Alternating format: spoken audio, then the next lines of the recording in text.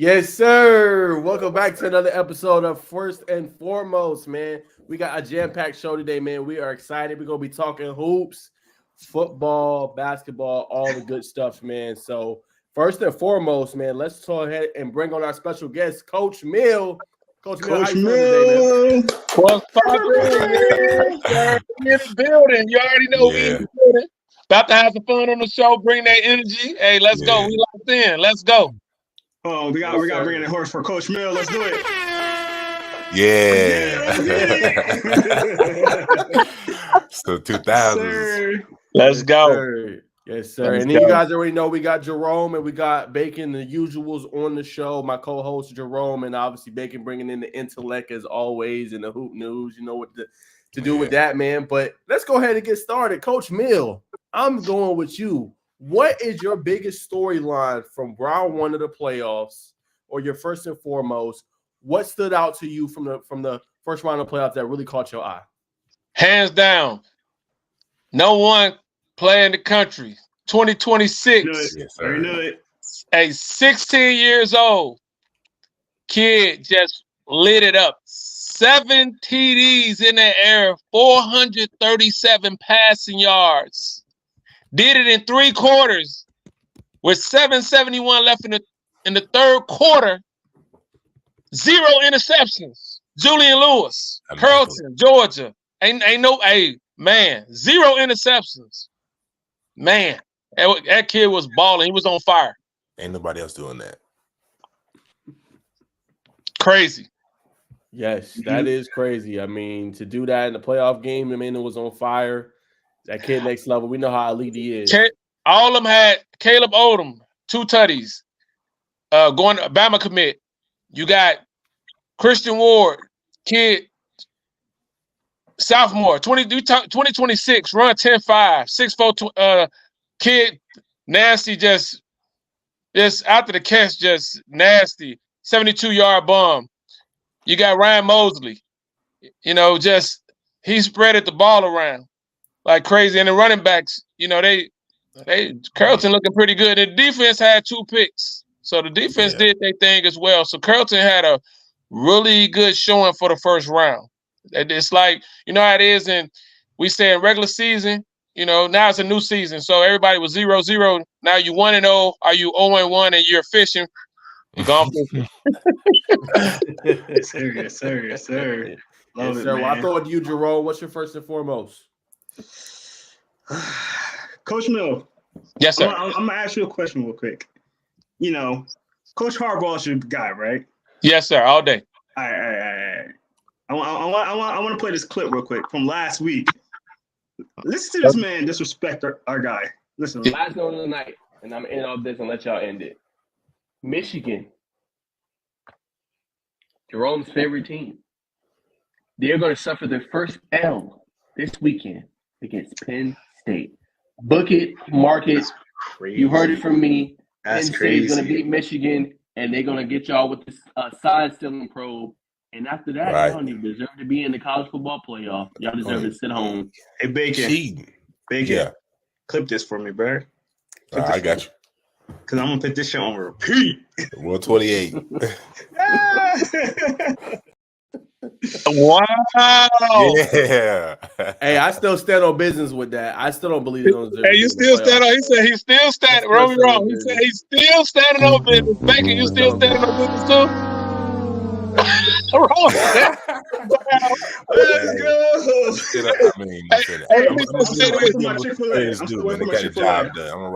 So let me say this though. Yeah. Ain't no standing on business when you're taking an L. Yes, sir. So I'm gonna just say this. All due respect, Michigan came out.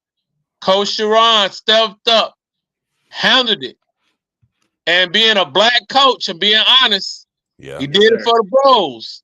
Yes, sir. And he handled his business, and he showed that, hey, black coaches can get the job done. And he ain't just do it at one of the biggest times, playing against Penn State, who is ranked number 13 in the nation now. Yeah. Did it against powerhouse Penn State, who I've been on a roll. And now he come in and handle that business, and he do it and shut up all the naysayers. Mm-hmm. And it was real tears on the interview. You know, I was about to mention that, Coach. not just being Coach Sharon, being an O-line coach and an OC and a black OC. We don't get a lot of chances, y'all, being honest. Yeah. You're right. So to be black and have a title in this business that we honestly our kids run. And Sharon, our big props up to you, Coach Sharon. You know, and he held it down for Michigan. JJ McCarty did his thing. And listen, second half, they ran the ball down their throat. What was it? 30 times in a row? 30 times in a row and not one pass. So they did it on the ground. Smash. And you know, they got a nasty air attack. So they really Michigan gets the biggest upset of the week because and Vegas lost a lot of money because Vegas had them losing on a lot. Vegas had them losing too, and they pulled it out without their head coach. Way to go, Coach Sharon, and all of Michigan. Let's go, Michigan. Yes, go blue, baby. Now, do you feel like they're for real? Do you feel like they can actually contend and win a national championship this year? No, I feel like they have. So let me just say this: all about coaching, right? Right. So the coaching and the culture. So when you got young coaches and they went out and got Coach Klingscale, my bro, Coach Steven Klingscale is over there, who's big time coach, got a dang on crazy defensive mind over there. He's co-defensive coordinator over there, and he was over at Kentucky when they was asking everybody. So their defense looks a lot different this year, and I really feel. Go ahead. I was gonna say this. I made a big what's the word I'm looking for? A big statement to LaMarcus earlier this week, and I was like, this is probably the best Michigan defense they had in like the last 10 years. And the reason why I say that because there was a year we had 2 first-round defensive ends, and I don't think we have a single first-round player on our team right now. Really? I mean, defensively at least. Defensively, maybe Chris Jenkins might slip in there, but defensively, Jenkins could slide in. I think Jenkins could slide in. The corners are really the DBs are playing like you win games by your secondary. You got to definitely win in the trenches, but your secondary has to step up. And I feel like they have been really stepping up. Their linebackers, number 17's been standing up. 32 been doing a heck of a job. So they have been doing a really good job on controlling. And you gotta control where that ball is placed. You got to. So we understand how this game go in football. So, but I think Michigan definitely has a chance. They definitely gonna make playoffs. They will make the playoffs. They do have, they got a game coming up. They gonna win the next game. But the game that everybody want to see. Hopefully, Harbaugh gets a chance to coach in that game and wins his appeal on Friday. And they take care of him, due diligence for next year or something, and suspend him. But who don't want to see Coach Harbaugh on the sideline playing against Ohio State? The Ohio State. Right? Yeah. Box office. So, full force, man. So I don't want to, but we don't have to say no excuses and say, oh, they didn't have Coach Harbaugh.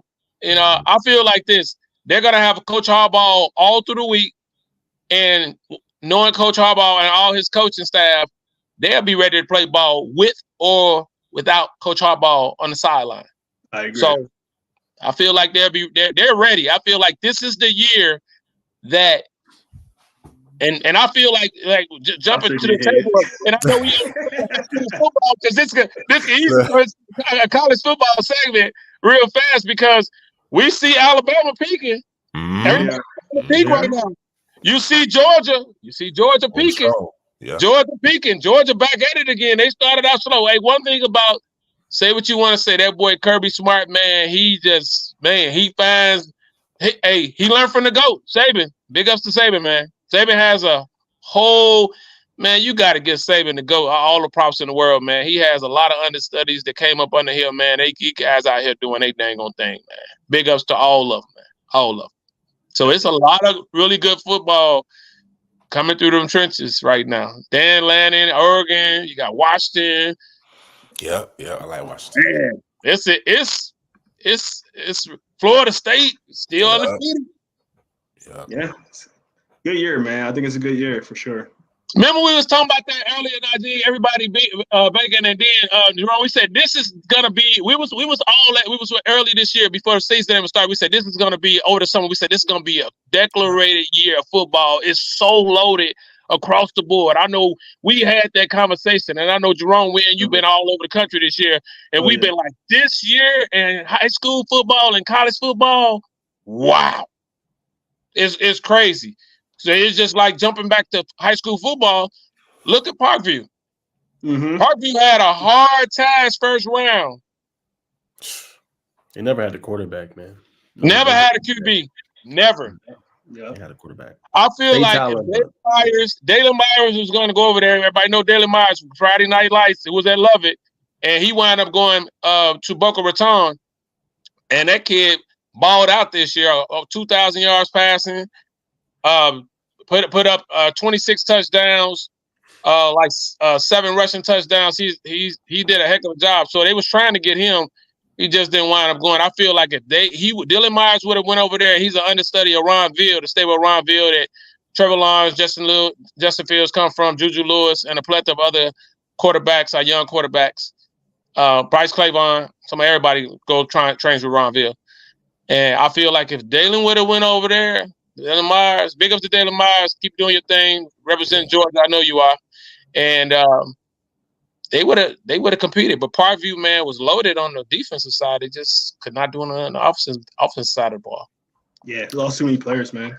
Yeah, 100%. But I'm gonna throw it to Bacon real quick. What's just your first and foremost? First and foremost, stopping down there at Kale. Cash out to Brody McWater, Devin Henderson running the rock, toting that thing. McWater, you almost look like Jeremy out there throwing that thing side on to them boys. Had coach running RPO, pulling the boys, had them all misconstrued out there. So shout out to Brody and shout out to Devin. You know what I'm saying? He's been battling some injuries this year, came back and punched it in. So yeah, shout out to them boys up there in Caz for putting on the show. Yes, sir. And then real quick for me, my first and foremost, I'm going to youth football, 12U Tucker. Yeah. Got to see them in the preseason. They won the Sheriff's Cup. They beat Grayson. They beat McEachern. And then they went on the road. A team they lost to, Southwest Cardinals. They beat them in emphatic fashion Saturday night in Ackworth. That's where North Carolina plays, if you guys don't know. And beat them 38-6. Beat the brakes off them boys. So I got to give them some love. Really great players going to come up. Carter Lumpkin, Aaron Good, Joshua Morris, JT, Jeremiah Tillman. They got some dudes, man, you're going to hear about in a little bit. They only in the 7th grade. They're going to be 8th graders next year and then freshmen eventually. So them some boys over there, man. That's one of my send-outs. Very happy for Coach Dre. He does an outstanding job with their group, and they got their rings, man. So that's my first and foremost. Yeah. That's what's up, man. Yes, shout out to young guys. Shout out to the young guys. Definitely. Salute to all the young guys. Yep. That's what it's all about. All right, so now I'm going to throw it back to you, Coach Mill. We're going to transition to our next segment. We're going to talk a little bit about just the playoffs, the round one. Obviously, you said the big standout for you was Juju Lewis and his performance. But what kind of stood out to you in round one? What, you was like, oh, man, I did not expect this game to happen. There was a few of those out there. I mean, going to you, Bacon, real quick, that Sandy Creek one was a little surprising. Monroe area beating them. But what just stood out to you in round one that kind of caught your eye, Coach Mills? What really stood out to me has really honestly throughout the season, Dylan Raiola came from Arizona, and everybody was like, man, him just having a target on his back, being honest, and just being a QB and ranked number 1. Can you play in Georgia? Mm-hmm. That's the question. Can he play in Georgia? And I feel like he has solidified himself. He has shut up all doubters. If you still doubt him, you hating. Hey, you hating on him. That's real talk, Becky. You couldn't have said you hating on him. You gotta. it's just like when these kids, they show you and they shut you up, just shut up. And I feel like he is shutting up a lot of naysayers. Kid, hey, he put up a 50 piece against Wheeler. 50. And they did their thing. I mean, I feel like he has come in and had a shootout against Mill Creek. Just, I mean, ball. That was championship football. That was a game right there. People was, oh my God. And everybody they thought was Josh Downs gone. Mill Creek was like, no, we are well coached over here. Hey, Josh Downs left something in that locker room that, man, is still shining over there. Big up Josh Downs representing Bama. And I just and his brother. Yes. So I feel Dalen Raiola, man, big props to you for doing your dang on thing and holding it down, coming from where you come from and showing everybody that you can compete in the hardest football, toughest football in the nation, which is Georgia. And you doing your thing. And that was another big story that stood out to me. Big time. Well, they had before we get started, I know they had Georgia 7A with like second and third ranked in that little Instagram post or whatever. But that's Max that's Prep. another Max Prep. That's another discussion for another day. Yeah. But actually, Max, while you're here, brother, what I'm saying, go ahead and enlighten us on why you think 7A is the top echelon in just high school football, period. Me, I travel the world. Travel around the country for football. I mean, every state. It was in LA, it was in Vegas. I'm all over the country watching football. And we got players from all over the country in every state, from Germany we do a lot of stuff with USA football, with the China. We got a China chapter that we're working on right now. So Baller's Choice, we're spreading our wings, doing a lot. And we see a lot of football. And I feel like Georgia football is still being overlooked. And I feel like for the rankings to come out and say, everybody has going to do what they feel and say. But when you come and look at the football and you see the players, you see the coaching, you see the training, you see these kids eat, sleep, breathe football, and they got grades. A lot of these kids, that's another thing we're big on. With my company, we're big on grades. We got a lot of AP students. We got a lot of honest students. We're not pushing out no kids that got C average kids and D average kids. A lot of these kids are dang on AP students and IB students with straight A's. So that's another thing that's going on in Georgia football as well. They got to understand it's just not football. Football is going to take care of itself with the grades. And I feel like our babies are taking care of themselves in the classroom. They're being mentored right, and they're mentoring the youth as well. Just like I said, Josh Downs doing a heck of a job, outside of just Alabama and pushing his team and saying y'all could get it done without me. I feel like that's what I feel like we separate ourselves from as well. And it's big ups to all the Texas players because there's a lot of Texas kids out there, the Evan Stewarts, the on and on and on, and they're doing a heck of a job. But you see a lot of coaches, they come here. They come in for our players. You already know they want a Georgia kid. You hear a lot of these programs be like, man, coach, we can't get no Georgia kids. They're going to Bama. They're going to Florida, Florida State, Georgia.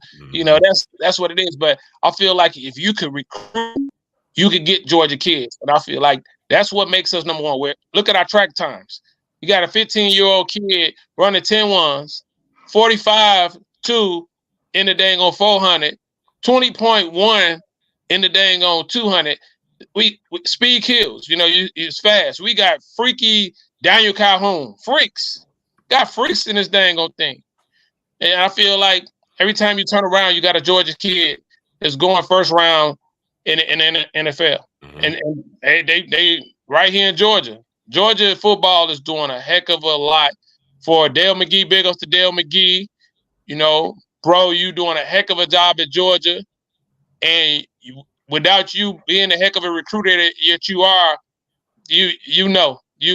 people don't know who Dale McGee is, need to Google Dale McGee. Dale McGee is another coach that deserves a head coaching job and head coaching. He definitely needs to be a coach looked at for a head coaching position. That's Kirby's right here. I want to say this too. If you think about it, pound for pound, like big Texas is. Look how big California is. Even Florida, Georgia, pound for pound is up there, man. It's one of the smaller big state football states. So like if you think about it, pound for pound, like Georgia's the best because it's the smaller one and we producing more. In my opinion. And we're consistent. I think the consistency. That's another thing I feel like the consistency of the game is always elevating. Travis Hunter. Everybody wants to be Trav. If I could be Mike, I want to be like Mike. Everybody want to be Trav. Where Travis Hunter from? Where he represent? He represents from Florida, but he represents Georgia. He got his upbringing right here in the dang on in the grind, playing in 7A ball, Collins Hill, doing his dang on thing, playing 707, Georgia. And everybody know you got to go through Georgia. I don't care if you're playing 707, you got to come through Georgia for football. You got to. So, like I say, big ups to Florida. Florida play heck of a lot of football. But I feel like a lot of the kids get through the cracks. They get left behind because a lot of kids have to go to the JUCOs because they don't have their grades. Mm-hmm. And we are big on grades in Georgia. That's one thing I say is a salute to all the kids out there and the mentors, people, all us on the phone. I mean, on right here, and it takes a village. It takes a village, and I feel like that's where the leadership is because it's just a lot of hometown guys and OGs and the grandmamas and aunties, and they put a lot of work in. We put a lot of work in together with these kids. And Georgia is definitely the number one place for football. Definitely. Man, we appreciate the knowledge, all the gems you just dropped, man. This is exclusive. Only you can find this year on First and Foremost podcast. Just want to throw that out there, plug that. But back to the regularly scheduled task. I would say my first round upset that I wasn't expecting. I spoke about it earlier. The Cavs upset over K. I was not expecting that. I thought that I was too. Y'all was expecting that? Yeah. Yes, I mean, go ahead, Najeh. No, Najeh, you got the flow. Okay, no, I was gonna say real quick. I throw it to Coach Emil. If you go look and see how well Cass played, right? They knocked out Calhoun, like I told you, 23-year playoff streak for them, right? They knocked them out, and then look how good they played against Cartersville. Now I was at that game, right? Cartersville is the number one team over there in that region, right? They're gonna be a tough out. They went toe-to-toe with them without some penalties and things like that happening, and there's some bad calls, you know what I'm saying? And it's like the end of the game and Devin Henderson getting hurt. They beat Cartersville, right? They're gonna beat Cartersville. So going into that game, you got Henderson back, who got hurt in that game, but he's coming back. You got Jacoby White, who's going to UGA, the 4-star, really, great player, play both sides of the ball well. And then you got Brody, who's coming into his own against Kell, who is a good team. But they got a little bit, they got weaknesses in some spots.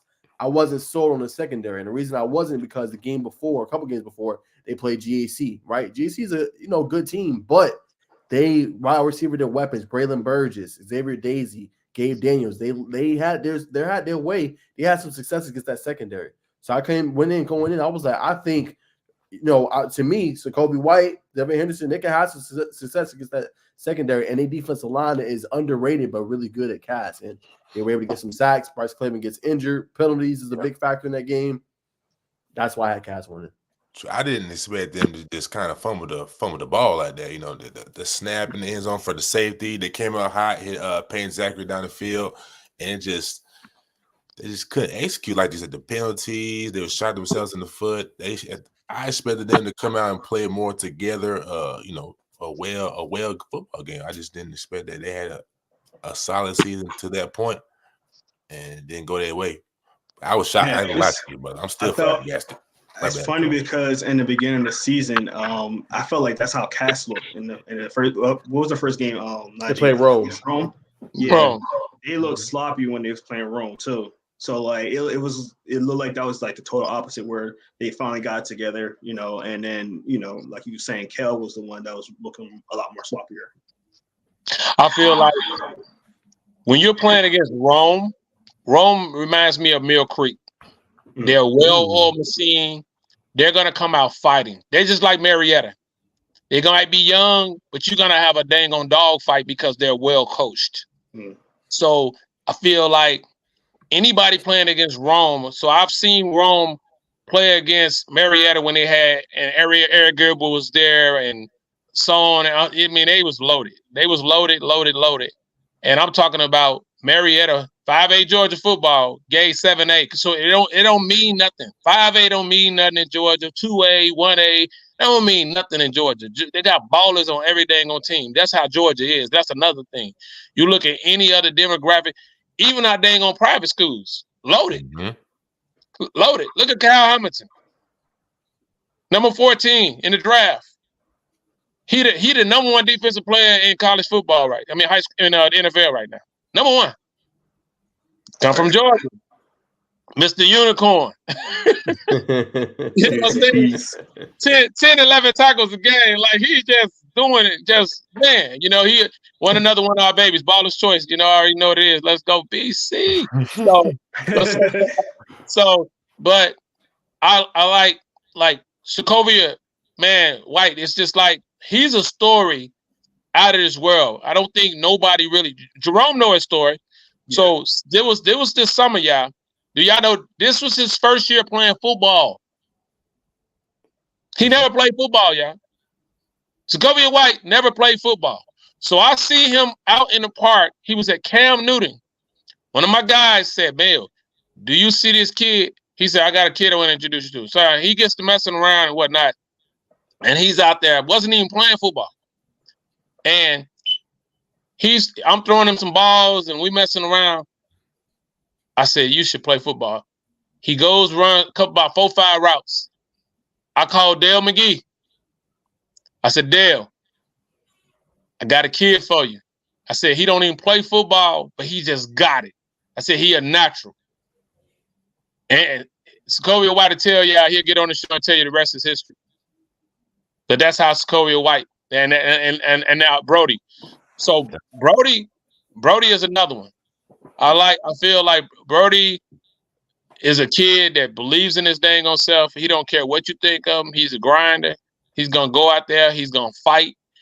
And he knew that everybody said, "Oh man, Kale's gone. They're gonna win." No. But one thing about it is they shook it off against Rome and got it together, and they stayed consistent, getting better. Kale always, you never know what team is gonna play. You don't know what team you're gonna get with Kale. So I feel like, and they're well coached over there at Cass. They're well coached, and I feel like the best football is ahead of them. And they got Henderson back. Yep. DBU, what up, Henderson? What's up, baby? You already know. For sure. All right, we're gonna keep it rolling. Just who is your favorites? I'm gonna start with you, Jerome. Favorites in each classification you got coming out. I really want to get Coach Mills as well, and who he got, because we was talking preseason and he has some favorites. So I want to get to that as well. But we're gonna start with you, Jerome. In the 7, I'm thinking, man, it is tough. The 7 is loaded, man, and I think we're all talking about it. It's a big reason why a lot of people are talking about the 7. My personal favorite, I'm just gonna say, I'm gonna say Grayson, man. You've been hyping him up.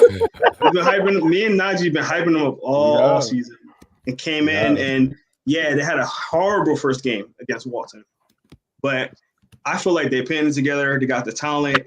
You know, their coaching staff is a good coaching staff. Not only a good coaching staff, but they really care about their team. They really care about the players. I'm taking Grayson right there. Give me a second on the other ones. Come on, brother. I'll be ready. Go ahead, baby. I got. You're right. I'm gonna go 7A. I want to say I'm gonna go Walton. Carrollton may prove me wrong. I'm gonna go Walton 7A. 6A. I'm gonna go Douglas County. Yeah, 6A Douglas. 6A Douglas for me too. Yeah. 5A. I like Jefferson. I like what Sammy Brown's doing out there. He really sparking the things on defense, toting the rock on offense. That's gonna be tough to stop. I don't care if you Kaz, Cartersville, Creekside, don't matter. Warren Robinson is my dark horse out of 5A. 4A, we're gonna go Benedictine. I like the what this would be back to back for them. 3A, it's tough not to go with Cedar Grove, so we can lock Cedar Grove in. 2A. Yeah. I really don't know too much about 2A. But if I had to choose one quick, Spencer, we're gonna roll with the boys from Columbus. 1A. I like Schley County to round it out. We'll go with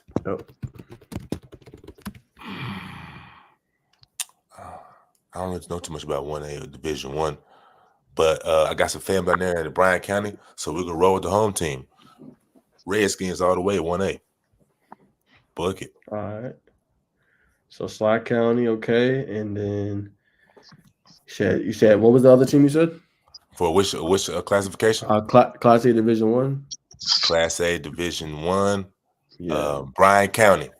Bryan County, right. Yes, sir. Redskins. All right, I'll go ahead and go. I think Coach Miller is still compiling that list, so we'll let him go last.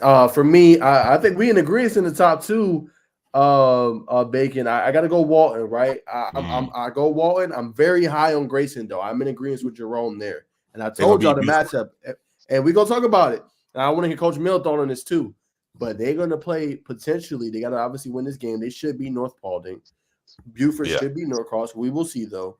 Right. Buford, Grayson in the quarterfinals. That's a heck of a matchup. Never played before. Y'all know I've been teasing that the whole time. So I can't wait for that matchup. That's going to be fun. We got to talk about that one before Coach Mill leaves tonight. But I'm going to roll with Walton.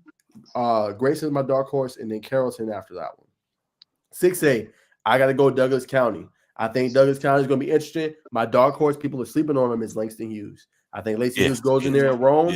I think they're going to beat Rome easily and handily this week. Say what you want to say. Langston Hughes is battle tested. I think they put it on him. No disrespect, but we got to put some respect on the defending champ's name. So I got to use my dark horse. Can we have a Langston Hughes and Douglas County rematch?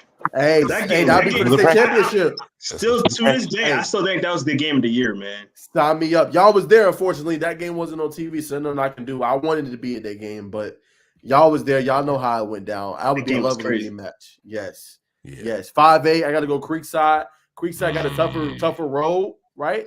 They got to go against the winner out of Warner Robins in Ware County. But if Warner Robins comes up, that'll be a rematch between they lost to in double overtime last year. So I think they'll be ready for that. I do like Jefferson. They're going to be interesting, but I think Creekside just got a little bit more. They're very, very physical team. I'm rolling with Creekside 5A. 4A, Stockbridge. Nobody talks about them, right? They just fly under the radar. That's a team I think they got a potential chance. They got a lot of talent. They got a good coach, good depth. I love Benedictine. Don't get me wrong. I'm right there with you, Bacon. But I think Stockbridge can make them, make that kind of a tougher game and can come out on top. 3A, I agree with you. I got to go Cedar Grove until I see something else different. My dark horses is going to be Stevens County and obviously Calvary Day. I like what Jake Merklinger did. Peep this, y'all. He didn't have any incompletion in his last game. 13 for 13, 260 yards and 3 touchdowns. That's getting it done. Can he perform at that high level if they play Cedar Grove again? That's going to be a semifinal matchup potentially. But nonetheless, I still got Cedar Grove. 2A, I'm going to roll with Thompson.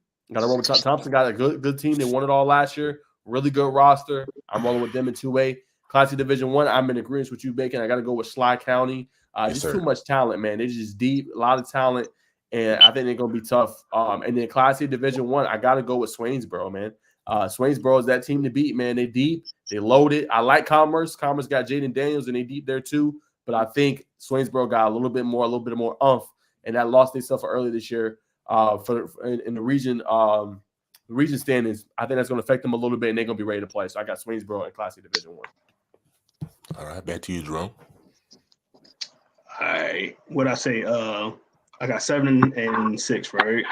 Mm-hmm. Yeah, you said Douglas and Grayson. Yep. All right.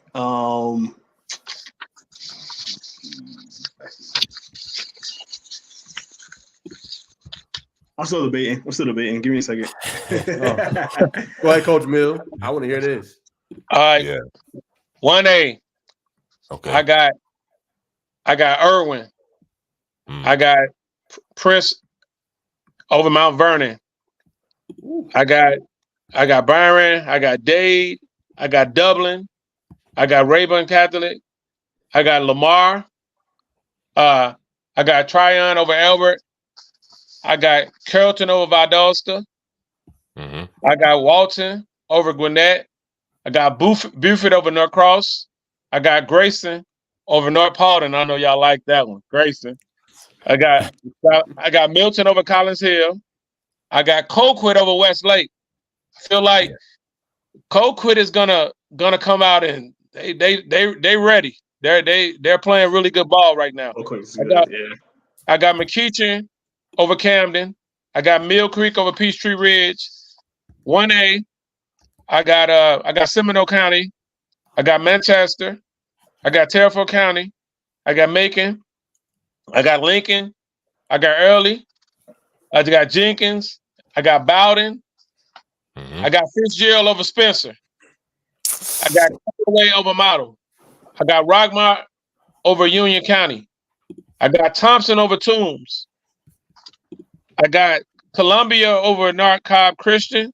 I got Appleton over Cook. I got Fellowship Christian over North Murray. I got Pierce over Laney. 3A. I got Chris County over Mary Parsons. I got Bremen over Cedar Grove. I got Thomasville over Calvary Day.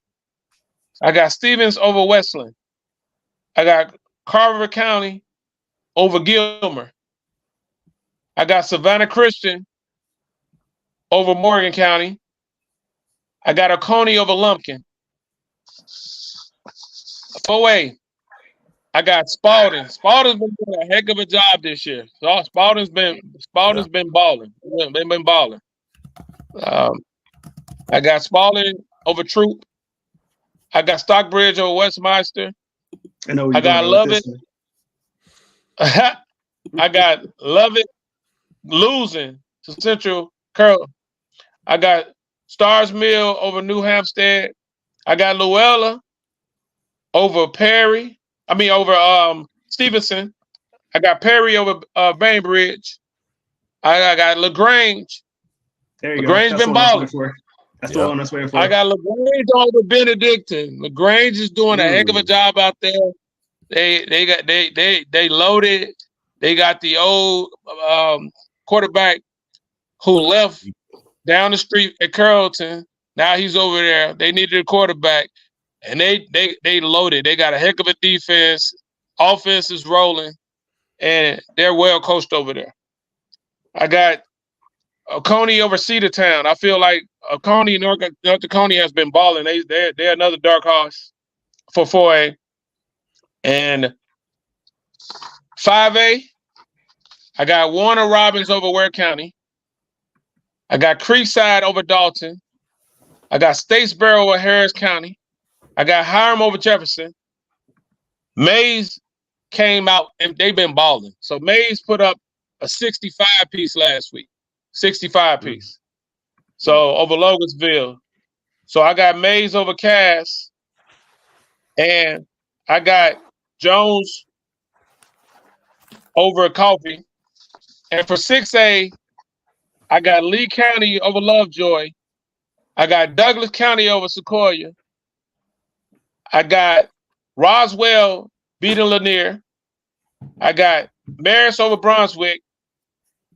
I got Rome over Langston Hughes.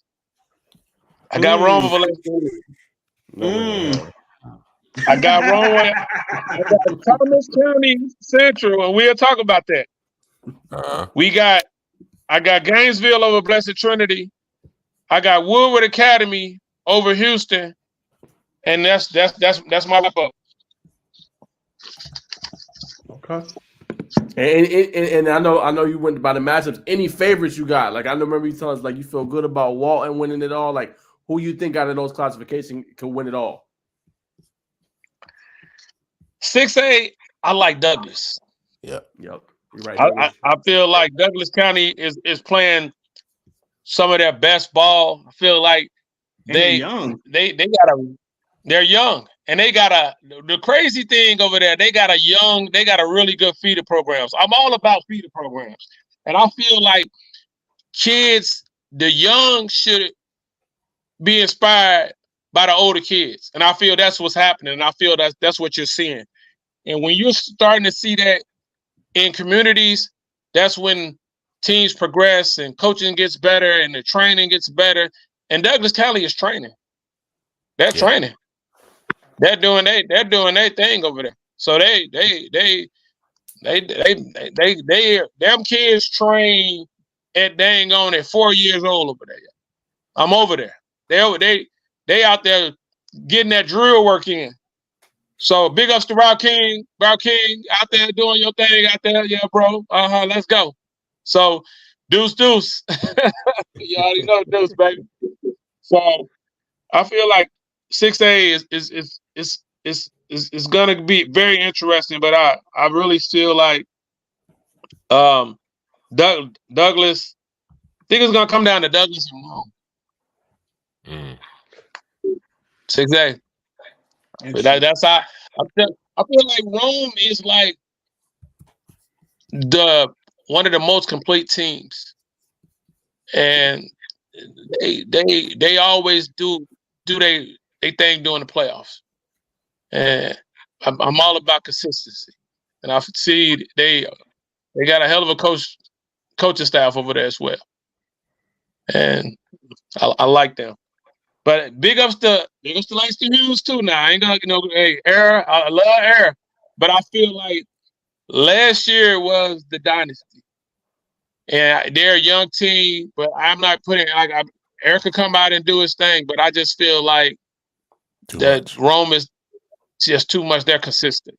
They gonna bring it. They're gonna bring it. They're well coached. They got a hell of a secondary. 1A. Let's go. I want to jump around. So let's go to 1A. 1A. I got Prince. Prince is just built. Prince Ave is just built. I feel like they always just find a way to wind up in the championship. Someday ain't gonna happen. And I feel like this is their year. Feel like Prince Academy will win it this year. Going to 7A ball. Let's just go to 7A ball. Feel like Walton right now to me is the most complete team. Feel like you got the gunslinger himself over there, Jeremy Slilinski, the slinger. You know what I mean? You got they playing ball. I feel like you got Bam Bride over there. That kid is just that man is wow. And I tell everybody, all the coaches say, man, they called me about him all day long, man. I need a deal. I say, man, you're sleeping. I feel like if Bam was 6 feet tall, he'll be that next Percy Harvin we're talking about. Kid runs a legit fofo. Track kid, take IB classes, smart as I don't know what. If you watch his film, he got a lot of teach tape on there. Go to wide receiver, go to safety, go to corner. Man, he play all 6. And then he kick return and punt return. He ain't gonna find a better athlete in the dang on class. I feel Bam Bride is that dark child sleeper that's gonna be that game changer. And I feel like he's the Josh Downs of 7A, hands down. Bam Bride is. I'm gonna go that far to say that. Bam Bride is.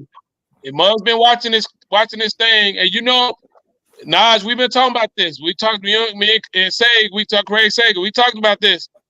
That Bam Bride came in there, and got Walton on his back, and he helping Gregory doing this thing, but Bam Bride is that guy.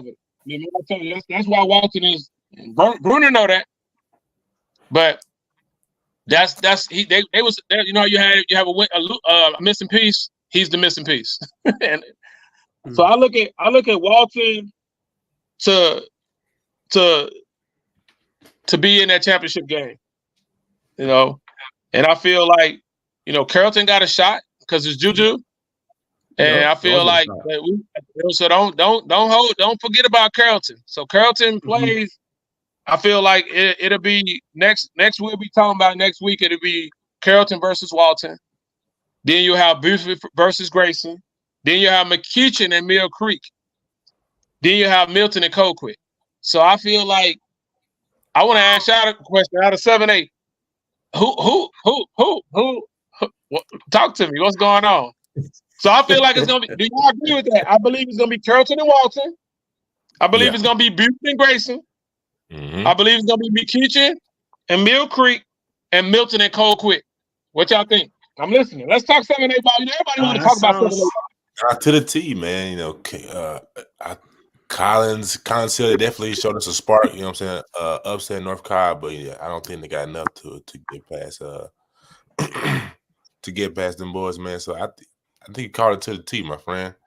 That's where it really gets thick and thin. You know what I'm saying? That next round. Coming out of Carrollton and Walton, who y'all got? Carrollton and Walton, who you got? That's hard. I'm gonna say Walton.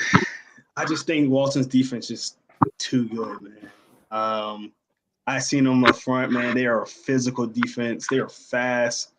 They gonna get on your, So I'm gonna say Walton for that main purpose because I just think they have such a good defense. Yeah. Najeh, come on now. Hold on, don't be quiet now. Hold on. Who else is gonna say something? Okay, I can't gather my thoughts. Mad pause. I thought y'all had something else to say. I'm letting y'all get direct the show. Y'all my ahead, bro. Whatever. I think for me, man, I'm a roll. I mean, you know how I feel. Me and you, Coach Mill, we didn't talk about this numerous of times, and we talked about how high we were both on Walton. I just think Walton got all the weapons, man. Like, even though, Sonoman got hurt, I heard he's back. He broke his hand. He's back. Cam Lloyd, nobody's talking about this kid that stepped up big when he went out having the big touchdowns, man. He's a weapon in the passing game. And like you said, your nephew, man, Bam Bry, he's the real deal. And like you said, he's that Swiss Army knife. Use him on both sides of the ball, right? Defensively, he helps in coverage. He's guarding your best target. That in that game, they beat Grayson pretty handily. Guess who he's guarding? John Senius, who's been their receiver all year long, right? So that's what he's going to do. Yes, exactly. So that's what he's going to do. So I got Walton in that matchup specifically because Juju, I think he'll still have a good game, right? I don't think he has a 7-touchdown game, though, right? I don't think he has a 400-yard game. No. I think he has a 200-yard game, 250 plus, maybe 2 touchdowns, 3 touchdowns. Because I think Walton can get after you with Wendell Gregory, and they got this kid, Alta, I don't know his last name, but Ngokwe. Yeah, he's been playing good the whole year, and he's been dominant on the defensive line. I think this is the first year you can really say about Walton, they actually got a defense, right? And they actually can pressure you with the quarterback, and they can defend high-level type receivers. Now, it's going to be tough, right? They don't got no KJ Bolden that can take away Caleb Odom, right? Mm-hmm. But they have enough of a good team defense, I think, that they can cause some issues and some problems for Carrollton and make that game really interesting. But I got them winning that one. And all like you said, Coach Mill, I mean, I think Milton is going to beat Collins Hill. I'm not sleeping on that matchup. I know everybody think that's going to be a cakewalk. That's not going to be a cakewalk. It's going to be a tough game. It's going to be tough. They played them earlier in the season. Now, Milton looks better. That defensive line got after them, though. Remember, in that game they lost narrowly, they had 5 turnovers making in that game. Their quarterback's playing better. TJ Wilcox is playing better. Cam Jones is playing better. That team looks better. Coach Swick was their defensive coordinator before he became the head coach. He's going to have them boys ready to play. So Milton can't lay down and come out to a slow start. They got to be ready to play. I think Milton will still win, but they better come ready to play because Coach Swick going to have them prepared and ready to go. And Coach Reeves and Coach Swick are real cool. They used to coach together too. I feel like Milton early in the season forgot this was 7-8 ball. And they had to stop the Hollywoodness. Now, for real. And they had to understand, like, this ain't going to be a cakewalk. And I feel like now they are balling. They have gelled together, and they said, man, we got to do the little things right to win. And that's get our attitudes right. And I feel like they done checked their attitudes and got the egos out of there. And they got a hell of a coaching staff over there. Like, hey, we ain't going to win like this. Y'all check your attitudes. We're going to early exit. And they done checked them attitudes. And they ain't going to, hey, me bigger than you and all that. They playing together. They playing ball. They looking like the old when Coach Pack was there. So when they won that championships, it's gonna be tough. It's 7A ball is very dang on interesting this year. It's gonna be Buford and Grayson. Woo! Ooh, I can't wait for that. Ooh, hey, if that's not on TV, I don't know what we're doing. If that game is not on TV, I don't know what we're doing. Got it. Bottom line, that is a must-see game on TV. Buford and Grayson is a must-see game. Man. Come on. You can't tell me you don't want to see that. You can't tell me you want to see KJ Bolden against Colin Fox. You got to. Come on. You got that to. defensive secondary, Jaden Parlati, Come on. Yes, sir. Yes. Come on, man. And then Grayson can thump you running the ball. Yes. Who's underrated, Amari Austin, and then they could throw it with obviously Colin Fox. Jeff Davis looks a lot better. Just recently rated a 3-star player. Kids are peaking. John Seniors. Come on. Kids are peaking. They're playing their best ball right now. It's one of them things we see in football all the time. A dang on kid come out of nowhere and he peaks. You be like, where the hell this kid come from? When that light switch hit a kid, it's over. It's over.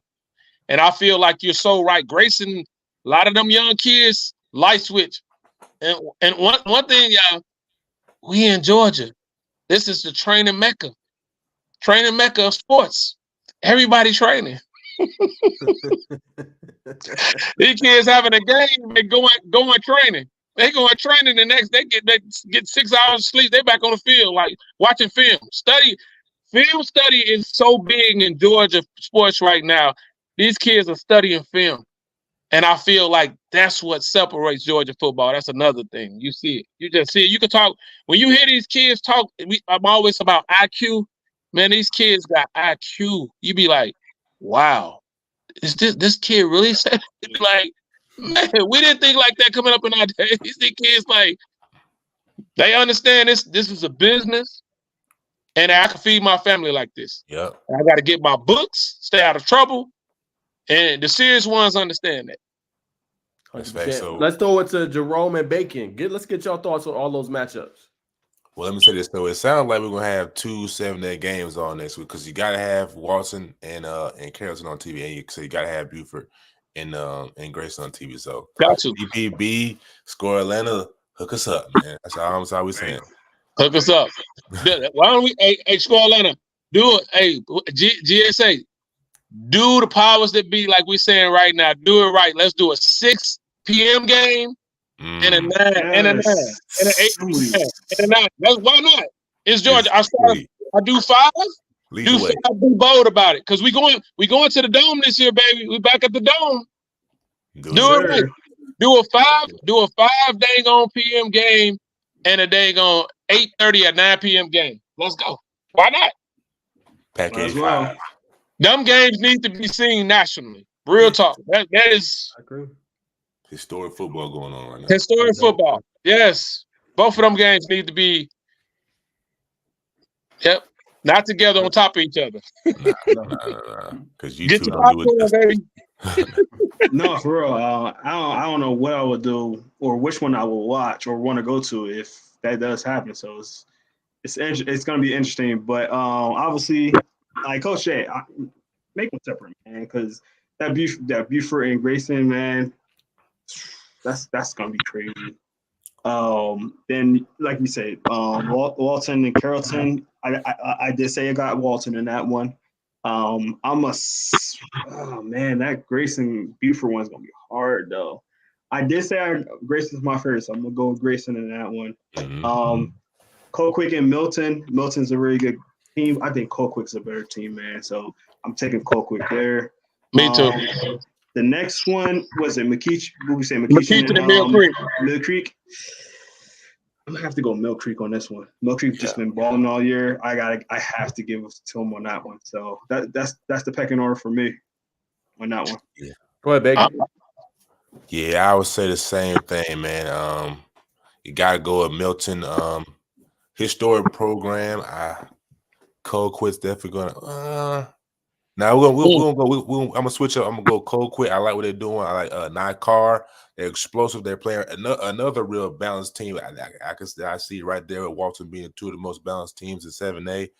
On the other side, you got to go with Mill Creek. After I seen them play against Buford, I was like, yeah, they're a real deal. I'm gonna go with Walton, obviously, over Carrollton, and I'm gonna go with Buford because I just think it's gonna add to the whole playoff picture, just of being a more dynamic, what the people want to see. I'm all about the ratings, so we can see Buford versus somebody number 2 team in the nation or number 3 team, whatever they are right now. That's just box office, man. We want to get our popcorn extra buttery. You know what I mean? Yes, sir. Most definitely. Yep. Are we Okay. So we can't wait for those, man. Those should be fun. One thing I want to talk about real quick is nobody mentioned Gainesville in 6A. I just want to know on that. They're favored in a lot of polls. So no, I got them. I got 6A. So we got 6A. I said Lee County come out of there. We got Douglas. Mm-hmm. Then you got Roswell. I feel like Roswell is gonna be Lanier. I'm taking Marist over Brunswick. I said Woodward Academy over Houston. Mm-hmm. I got Gainesville. There go Gainesville right there. I said Gainesville. Gainesville is over Blessed Trinity. I got Rome over Langston Hughes. I got Thomas. No, I repeat that. Let me turn back.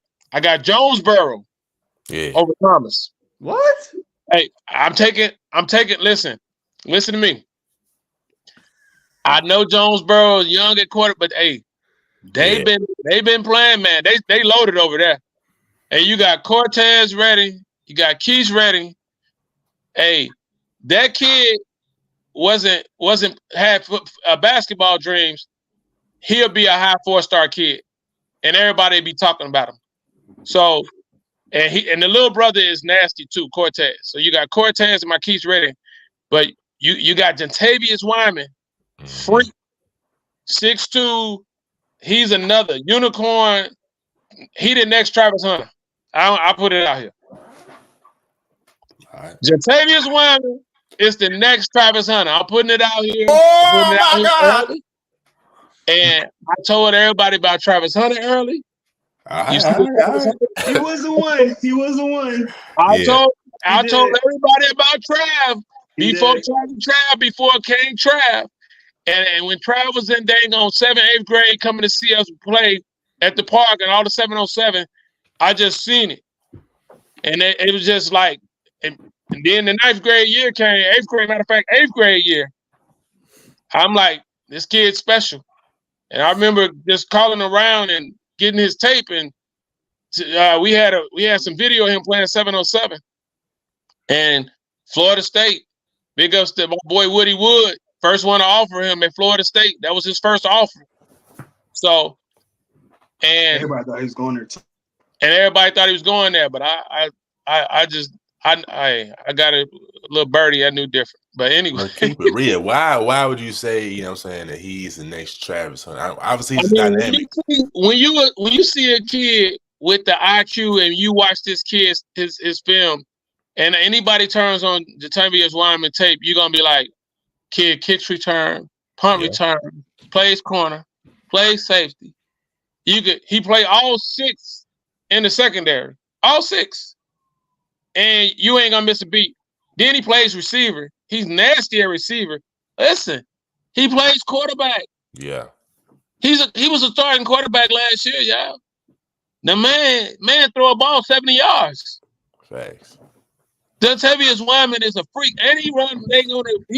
He a low 4.4 kid, 4.42 kid. Yeah, he's special. He's special. Remember, I told everybody, Gentavious Wyman is that guy. Gentavious Wyman is that kid. He just got it. He got it. And then you got Owens over there. Yeah. Yeah. They are a loaded team, and they well coached. Coach Sir, what up, baby? So Sharp doing his thing over there. He recruits his butt off. He reaches out. Bacon, I remember when you went out there for they signing day, and we had a great time out there. And I feel like when you got coaches like that believe in you, you make the players want to step up more and more and run through a brick wall for you. And I feel like that's what's going on with Jonesboro. I feel like they're playing their best ball right now, and I feel like they come up out of that thing and win it. Now, my only question with them is their quarterback situation. The quarterback. Yeah, they're young at quarterback. Very young at quarterback. You're very true. They've been fighting. They've been fighting. They had a hell of a game for the last 2 weeks. They played well last week. Played well for the first time in like 5 years. You know, they won first round, and I feel like it's gonna be a game to watch. That's my game that I really want to watch in 6A ball. That's the game right there for me. I feel like Douglas County is Douglas County right now. They doing their thing. Yeah. So, and Gainesville is Gainesville. So, I think it's going to come down to Douglas County, and it'll be Douglas County, and I'm gonna put it out here. I'm gonna say it's gonna be Douglas County and Rome. DC and Rome. I don't see it. I don't. I respect the hell out of Coach Mill and who you see. Opinion. But nah, Rome going out this round, man. Don't disrespect. They got a good secondary. But look, man, you know why too? You seen Juju in person, and you seen what Juju can do, and Juju lit them up in that week. You don't play nobody, no disrespect, right? Compared to what Langston Hughes has played in a schedule, right? Remember, Bacon, you said so too. You said you thought that was the game of the year. They played Douglas County, and they went toe to toe, right?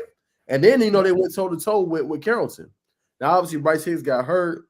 That was unfortunate, but that was an exciting game. I thought that was the best game that ESPN put on that whole entire opening weekend. Oh yeah, it was. Without a doubt, And I think for me, Rome doesn't have enough weapons, and you're gonna see it.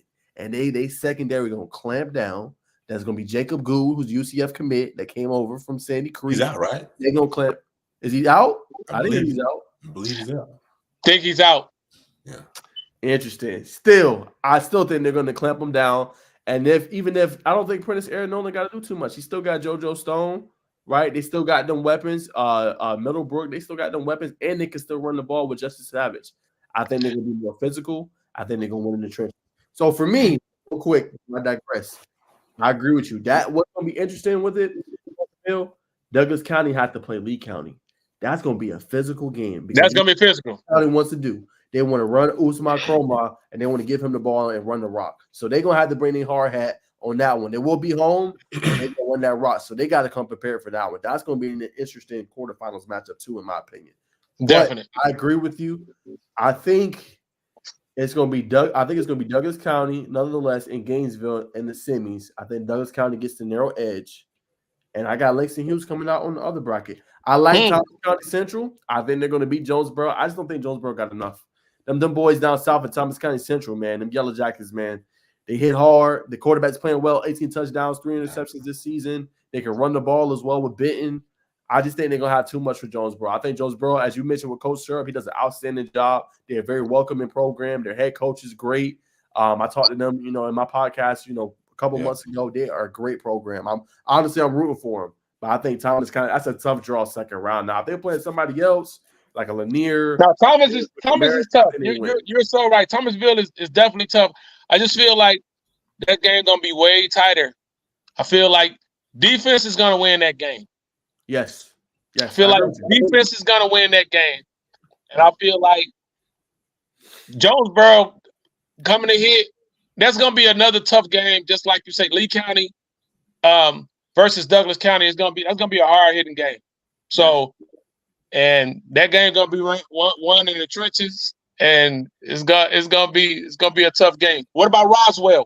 Roswell, and I feel like Marist is gonna win versus Brunswick. What about Roswell?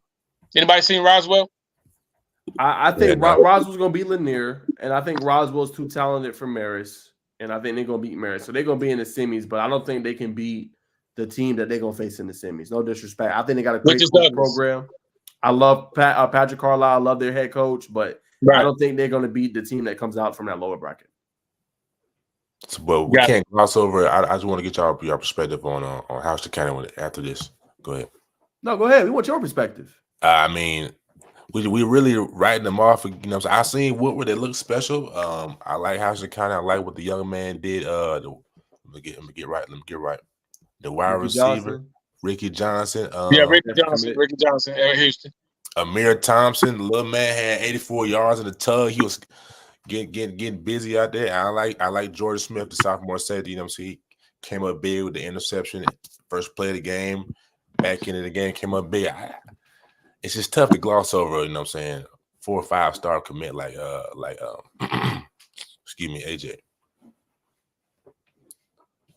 But I don't know too much about the team that they're playing, so that's why I want to gain some intel from y'all. You know what I'm saying? Y'all got more boots on the ground more than I do, so I just want to know what y'all think about Woodward. About why you believe that Woodward's going to beat Houston County. I think I'll say this real quick, though, Coach Mill. I think Woodward. I know a lot of people hasn't been impressed because they think they've always had talent, but always come up short. That's kind of been a storyline around them. But I think Woodward this year is playing at a different level. I think they're playing a lot better. They won that region that included Jonesboro, a really tough region with them and Money's Mill.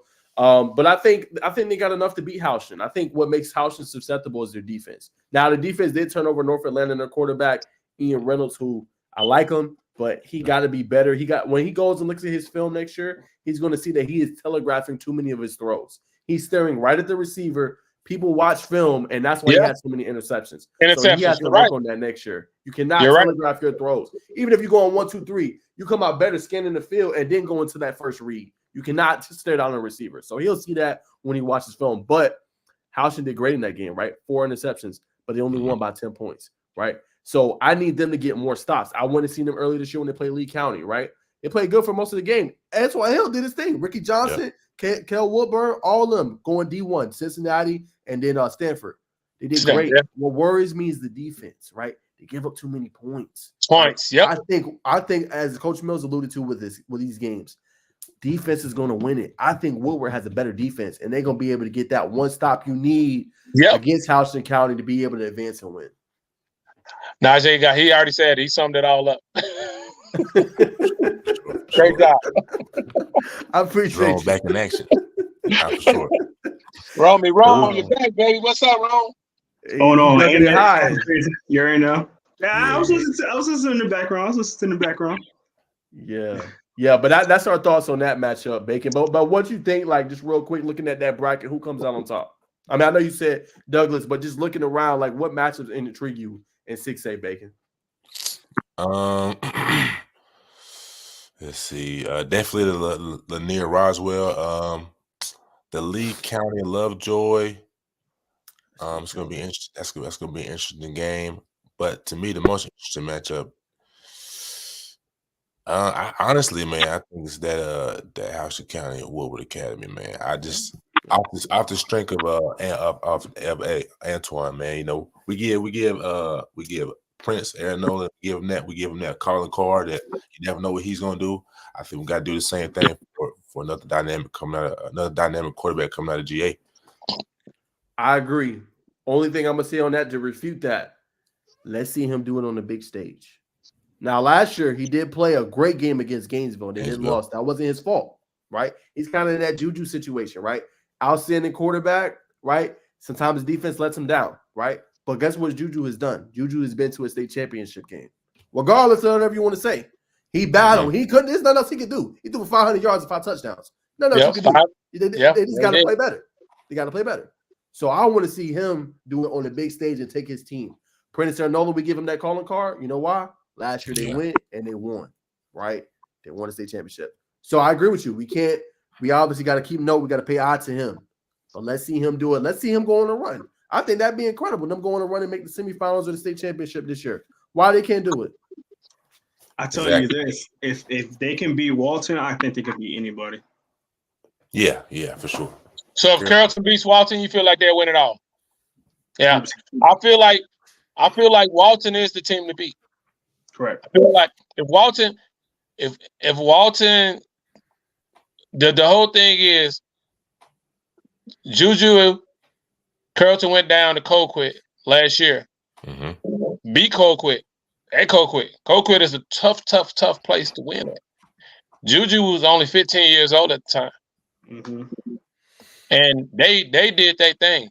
I feel like the receiver group is a more talented group, but last year's group was more veteranized. You had Lipscomb that stepped up, and he just had a knack that he knew where Juju and him had just some type of chemistry that you can't even, how it is.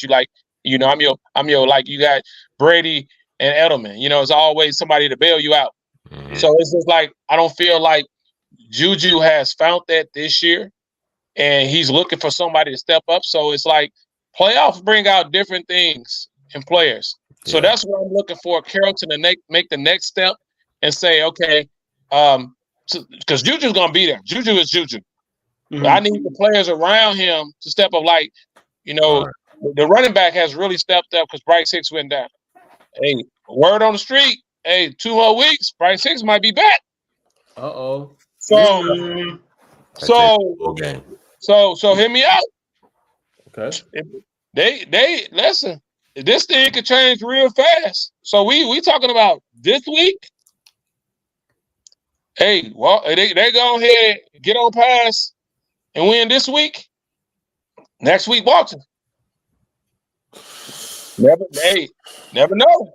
That changes a lot of dynamics to this game. Bryce Hicks is that guy. Mm-hmm. Like if I feel like if Bryce Hicks don't go down, that guy, we talking about the team leader, the team captain, went down in that first game against Langston. So if he's back on that field, he's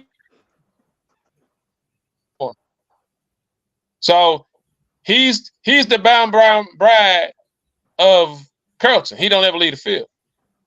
Facts. So that's can't disagree with there. You might have lost. Yeah. Okay, there he is. Yeah, and it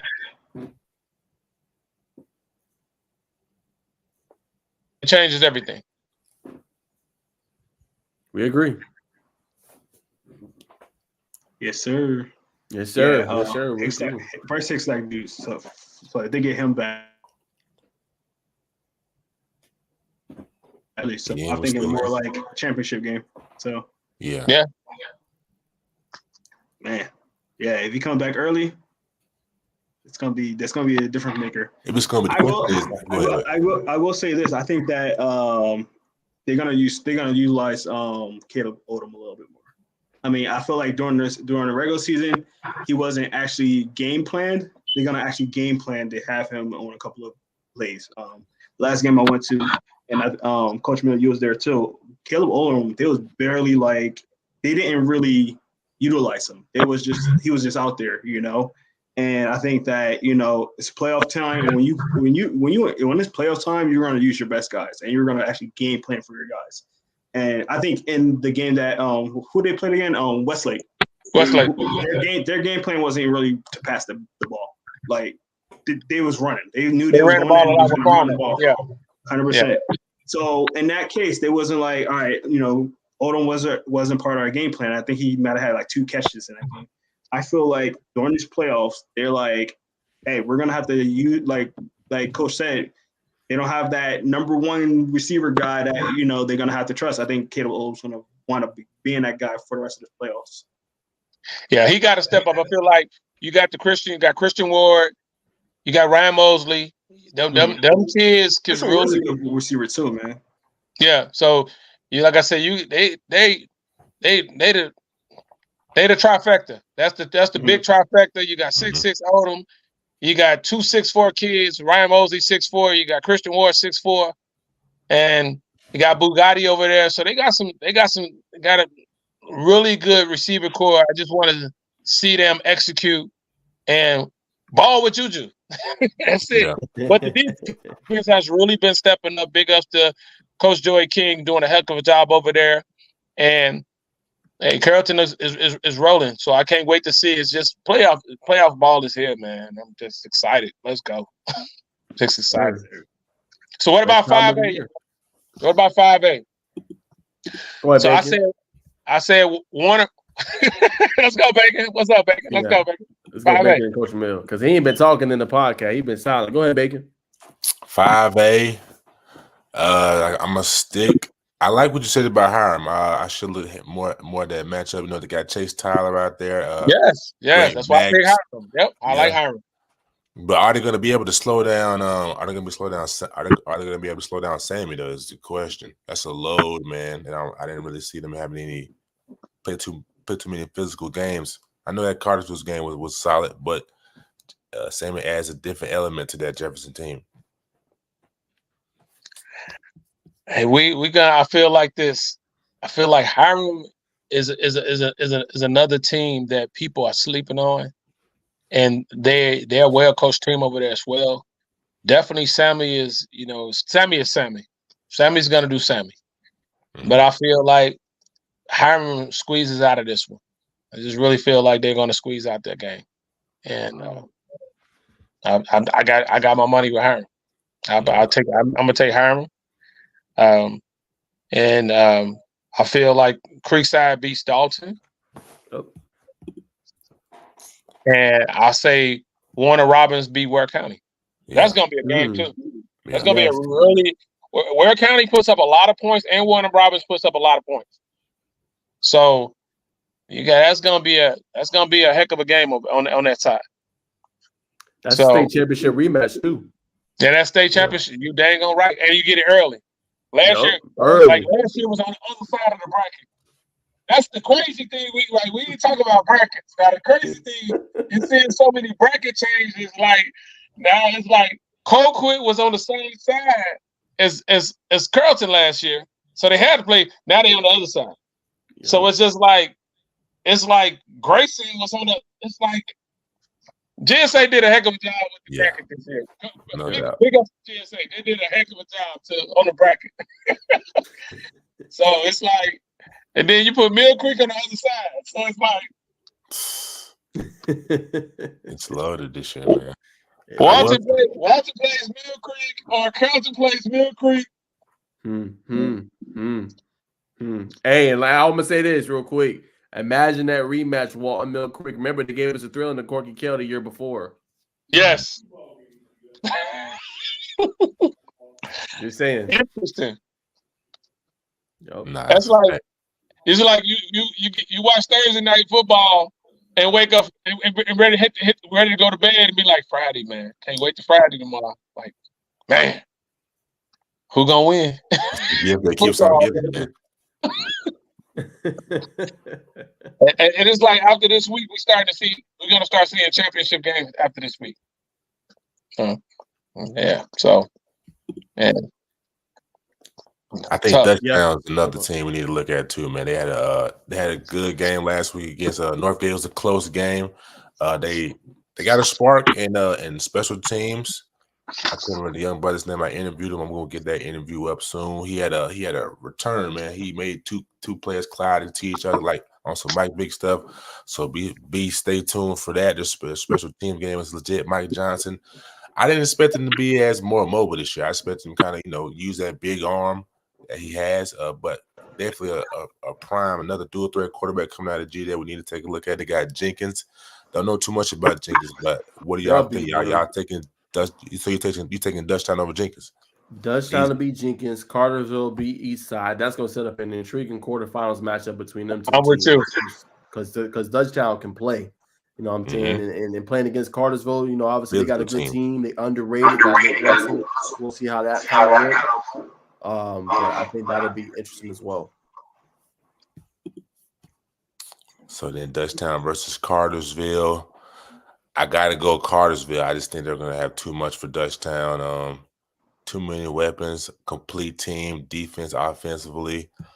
And then it'll probably be Cartersville. What you think? Cartersville and Cass, another rematch? That's semis though. I don't know about that. I mean, Cat. Listen to me. Mays, people forget, right? Mays is a physical team, right? Yeah. Very They got that physical. boy. Yes, they got that boy Contavious Johnson, who they use as quarterback and gadget plays and all that stuff. Yep. They gonna beat up on you, right? So Mhm. it's different from Kel, right? Kel was a good team, but Kel is not physical, right? And like I said, I'm not trying to be disrespectful. They can play, but that's a different type of physicality, I will say, compared to what they're gonna play in this round, right? Even if they get past Mays, guess who they got waiting on them? Jones County or Coffee. Jones County. Yeah. Right. I know Coach Mill got Jones County coming out. Coffee is nothing to sneeze at, man. Coffee's been undefeated. Coffee played a tough schedule. I think Coffee gets past Jones County in a tough, tightly contested game. Cass Coffee, I got to roll with Coffee, man. I think Coffee makes semis. That's just me. I'm taking Jones in that one too. So you taking Jones? Yeah, I'm taking Jones. Yeah, I got Jones over Coffee. Wow. I got Jones over Coffee. I like the fact that you say it's going to be a close game, though, because I do think it's going to be a close game. Yeah, it's not gonna be a butt whipping. No. But I think Coffee's battle tested. Not saying Jones County isn't. They come out of that region with Warner Robins and Ola and Dutchtown, but I think Coffee's gonna come out on top. Okay, so you got Coffee over Jones. Gotcha. Yes, sir. They put up 56. So we'll see. You know, it's gonna be interesting. It's gonna be interesting. And I think Jefferson. I agree with you, Bacon. I think Jefferson comes out on top. A good game between Hiram, but I think Jefferson's defensively can get a little bit more stops than Hiram, because I seen Hiram played on GPB earlier this year. They played against Calhoun. They struggled to kind of get stops when they needed it most. They didn't win that game, but I think they come out on top. Jefferson. It's gonna be interesting to watch that matchup between Sammy and the tight end. I can't remember his name. Walter Matthews. That's gonna be a good matchup to watch. Mm-hmm. I like it. But they don't really. They need to use him a little more. That pass can they get? I don't think they run the ball too much sometimes. Mm-hmm. My bad, coach. I didn't mean to cut off your wisdom. So what's gonna be the difference making between the Mays and Cass game? With physicality, yeah. I think not saying Cass not physical, they are, but I'm just saying that you're playing a different type of level of physicality. I think with Mays, in my opinion, and I'll say this: I don't think Bacon was there. Bacon had something going on, but Mays played Douglas County, right? Now I'm gonna be honest with y'all. Douglas County came out a different team in the second half, right? But they look now. Granted, there was conditions, right? It was over 130 degrees on the field. Yeah, it was hot. It was hot. Douglas County looked gassed, right? They got back right second half and gave them some punches. But this Mays team, no lead is safe. They kept coming, like, even though Douglas County had that lead, they kept coming, like they kept scoring, and they made the game tough. They would not stop until that clock hit zeros. So that's why I said it's a different level. Like, they're not going to quit. This is playoff football, as Coach Mill said, but they're going to keep coming and keep coming and keep coming. So they got to be ready to strap it on for 4 quarters, Cass is. Cass got a good team. I trust Brody McWater. I like Sokobi White, Devin Henderson, and Kai Ellis. They got to be ready for 4 quarters. So I just think if they can really spread them out offensively, are they going to be able to keep up with them not having a real quarterback at Mays? That's just my only question mark on them. I know they're a physical team. They can maybe slow the quarterback down, rough them up a little bit, but it's going to be tough. They get on the track and meet if they can keep up on that last stretch. How about you, Jerome? Yeah, that's a tough one for me. I don't know Mays as much as I do with Cass. So I'm going to simply say Cass just because of that. I heard about Mays. I never actually seen one of their games myself or in person. So, I know what Cass can bring. They're a good team. We already talked about those receivers. So I like Cass, but like I said, I'm going to take a small mulligan on this because I don't know Mays that well. Understandable. Gotcha. So Creekside and Dalton. I'm taking Creekside. That's Southside, man. Come on, man. I already heard about that. I have not been to Creekside, but I heard about that environment there, dog. And I heard that you got to come ready to play. Now, I did take Dalton being GHC, and they are battle testing that region with Hiram, Calhoun, Cass, Cartersville. So they're going to come ready to play. Bacon has seen Creekside a couple times this year. I just think Creekside, man, they got the right coaching. I love what Coach Dixon is doing. He just hit a career mark in wins. They got a squad, man. They got a squad. I like both teams, but I'm taking Creekside too, man. Like for all the reasons you say, Najeh, I just feel like Creekside is just a different animal. They're going, like you said, they're gonna be home. Alumni on the sideline. Yeah. UGA boys back in town. They coming. They're gonna get out of Kirby gonna let them out of practice early. They're gonna slide straight down to the game. You know how it's gonna go down. Yeah. Yo. Nah, Smash Mouth football. I say Creekside Smash Mouth football. Gotta take them over the Catamounts.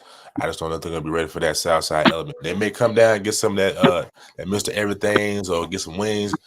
That's what they're playing, man. They need to come down strictly focus on that film. Watch that film. I don't think that's gonna be enough, man. He said you'll get that. Hey, they gonna get that Southside cooking.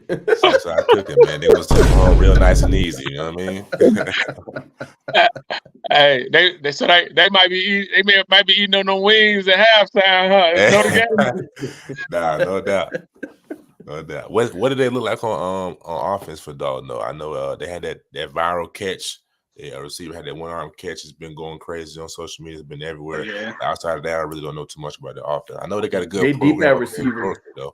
Deep at receiver, they got a. Go ahead. No, go ahead. No, deep at receiver, got a really good quarterback. They're gonna tempo the game. They're gonna tempo the game. They're gonna slow it up, and they're not gonna just. They're gonna play that clock. So the Dolphins got a really good coaching staff, and they not just gonna let you put up no dang on 50 on them. That's one thing. So they're gonna try to control the clock. It's gonna slow the game down. Go ahead, Naj. Nah, I agree with Coach Mill. He knows. Like they got a pretty good defensive roster. A lot of kids made all region team this year. Offensively, as he said, really good depth at receiver. Got a lot of players that can get the ball in the hands too. Interesting to see how would a quarterback be in the trenches. Creekside can create a lot of pressure, right? So how would he how would he respond to adversity? He might get sacked and roughed up a little bit early in the game. How does he respond back to that? I think will be key in that game because Douglas County, they get after the pass, they get after you, they make you feel uncomfortable, man. So I think it's gonna be interesting to see how he kind of responds, kind of to how that game goes early. Right. Yep. Big facts. Yep. Creekside moves on to play Warner Robins per se, or where kind of I'm gonna go with Warner Robins, man. I like the Jed show, man. You know what I'm saying? Him and Isaiah Kane, that's gonna be the matchup to see, man. And what's the name of the defensive end coming off the edge? It's got a lot of offers. I can't remember. Number 99. Warner Robins. Warner Robins, yes, sir. I usually know a lot of them. I don't know that one. Said 99.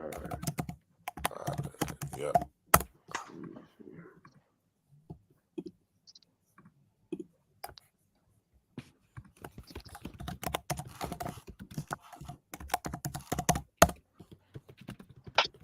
Damn, them keyboards hard.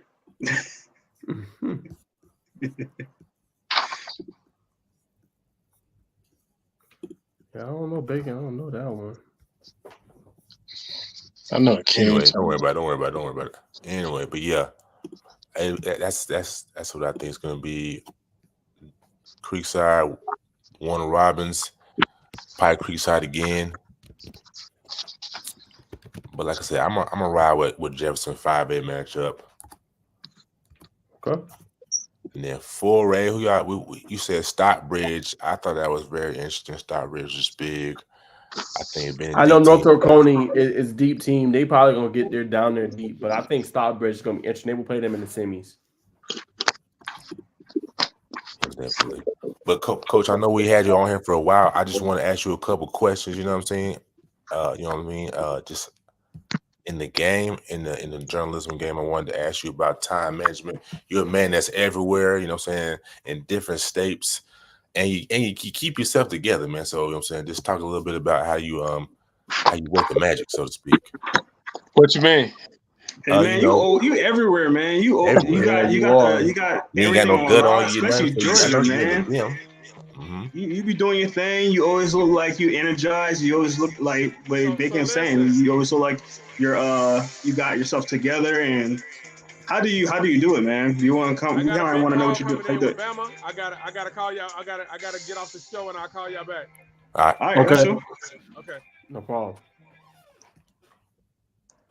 All right. That's Coach Mill, y'all. Appreciate y'all staying around. We'll see if he's able to get back on in time to kind of get those questions Bacon want to ask about just game. But we're going to keep it rolling. We're going to go ahead and go to hoops now and wrap up the show. If he's able to get back on, we ask those last questions and wrap there. But let's go ahead and talk hoops, Bacon. The three. Yeah. Are you prepared today, Jerome, or is me and Bacon carrying this segment yet again? It looks like it's gonna be 2-man wave, man. Oh my God! He need to get right, man. He need to get right, dude, bro. Come on, bro. I'm 24/7 football, man. I'm sorry. So we are too. Yeah. It's hard for you this season, man. Football, basketball. I feel you though. We you know the difference between us. We multifaceted. That's all it is, Bacon. We do a little bit of everything. We do a little bit of everything. Young guys. I can. Hold on, but how old are you, bro? How old are you, man? Hold on, we're not gonna. We all discuss my age online. I think you said that. How old are you? He talking like he's 40, bro. We're gonna discuss my age online. I know you in your 20s. Yeah, I'm not in my 20s. You can't be in your 30s. That's the lie. I'm not in my 20s. Are you in your 30s? You guys said the age. Are you in your 30s? I am in my 30s. Early 30s. So you don't look like it. He 30. Look, he 30. Okay, he in the 30s. Okay. I'm going to sleep at 8 o'clock. No, I'm joking. Early to bed, early to rise. Right. All right, Bacon, let's go ahead and go, man. Let's start. What did I tell you about Grayson, bro? I told you about them Grayson Rams. Now, look. Before you get started. Now, I was under the impression that they had Moses. They don't have Moses Hips. I just found that out this week. It's earlier this week. They do not have Moses. So it is. What happened? I think he's just. You know how it is, man. These kids would be everywhere. I think he might be in Arizona. If I'm remembering correctly, I believe he's in Arizona. He just missed the game. He wasn't injured. No. He's not on the McEachern team at all, brother. He's transferred. That's crazy. I didn't even know that. Yeah, I know. I was looking at some on the film. Shout out to Ultra Films for always being everywhere with the highlights. I was looking. I said, man, that kind of look like Moses, but it really don't. But I found out Monday morning, matter of fact, that he's no longer with McEachern Indians. So, and which is another dynamic for that game to be, because Grayson won by 15, 16, and to not have the same type of roster, that just shows us how special Ace Bailey is, man. Should be the top player in the country, in my opinion. But shout out to Grayson. Let me see if I can pull up these stats. Yeah. I told you, and Jakari Harris went off. Yeah. Amir Taylor, they both combined for 38 points in convincing fashion. I'm telling y'all, man, Grayson is a deep roster, bro. They gonna be a problem, right? I think the best team you could say on paper is probably McEachern that can give them a test, right? We got to throw Wheeler in there. We can't sleep on Norcross. Norcross got some new pieces in there. But a historic program, perennial powerhouse, right? Toby Ojokwu, Jerron Salisbury, Michael Pace, but they graduated 5 seniors. So I got to see how that looks. Even Coach Mack said it's going to take a couple games for it to get right, especially offensively. So I think Grayson, man, they just it's too much talent, right? CJ Highland, Jakari Harris. You got your big and Amir Taylor and Jacob Wilkins, who's athletic, can shoot the ball, get to the rim. I told you, bro. Yeah, I heard from another credible source Monday that Jacob Wilson is probably the next Ace Bailey. Which he made some valuable points. Jacob does a little bit of everything like Ace. Can grab rebounds, can block shots, super athletic all over the floor. The separating factor between him and Ace right now is just the shot making ability. If he can turn that around, Ace is down in the low block making crazy footwork.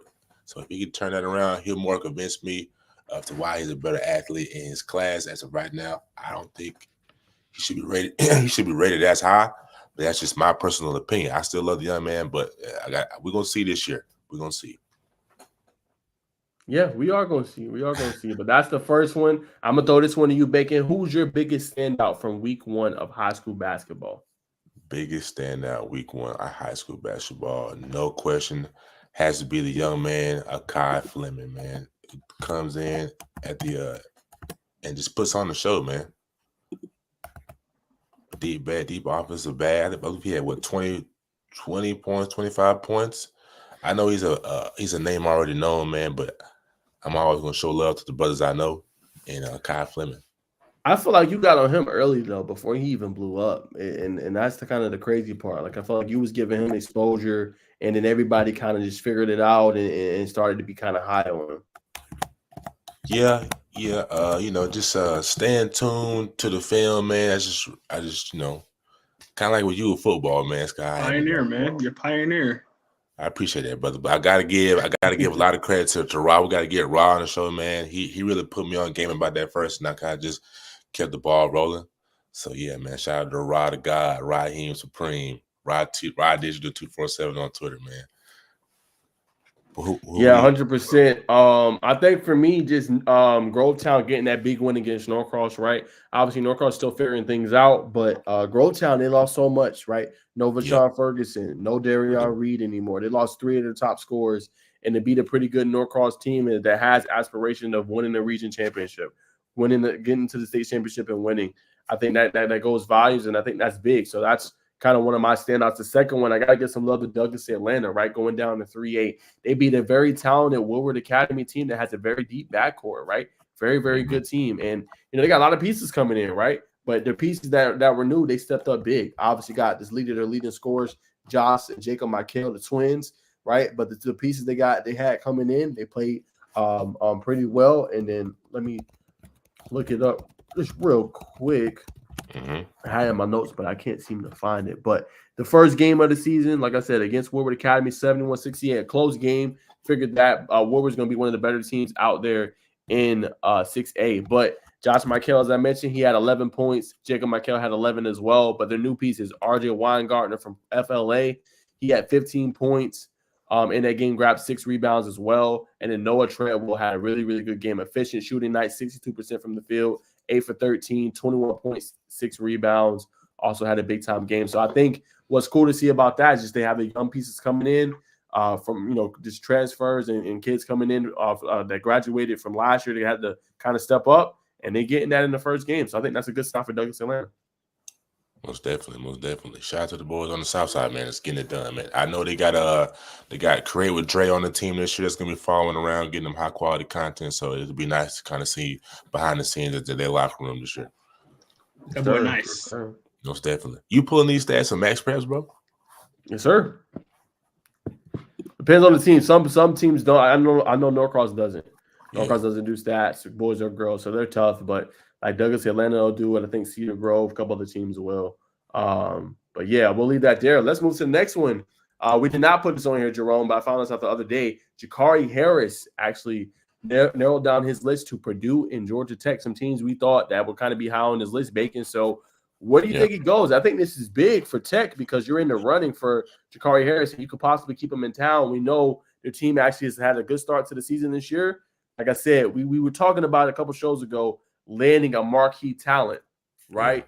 And bringing them in can kind of be that kind of effect, that ubiquitous effect of having more talent come in, right? We know that they hosted Kai Fleming. We know they hosted Caleb Wilson. I think if they can get him, just being on this list as a top 2, I think definitely says a lot. Yeah. I think he's staying home, man. I think he's going to stay in the flats. Bringing him to Georgia Tech. That's going to be big, man. Yeah, it is. And I think it'll be big, too. Hopefully he can uplift the program, 4-star combo guard. Does a little bit of everything well, man. I think that'd be big for them.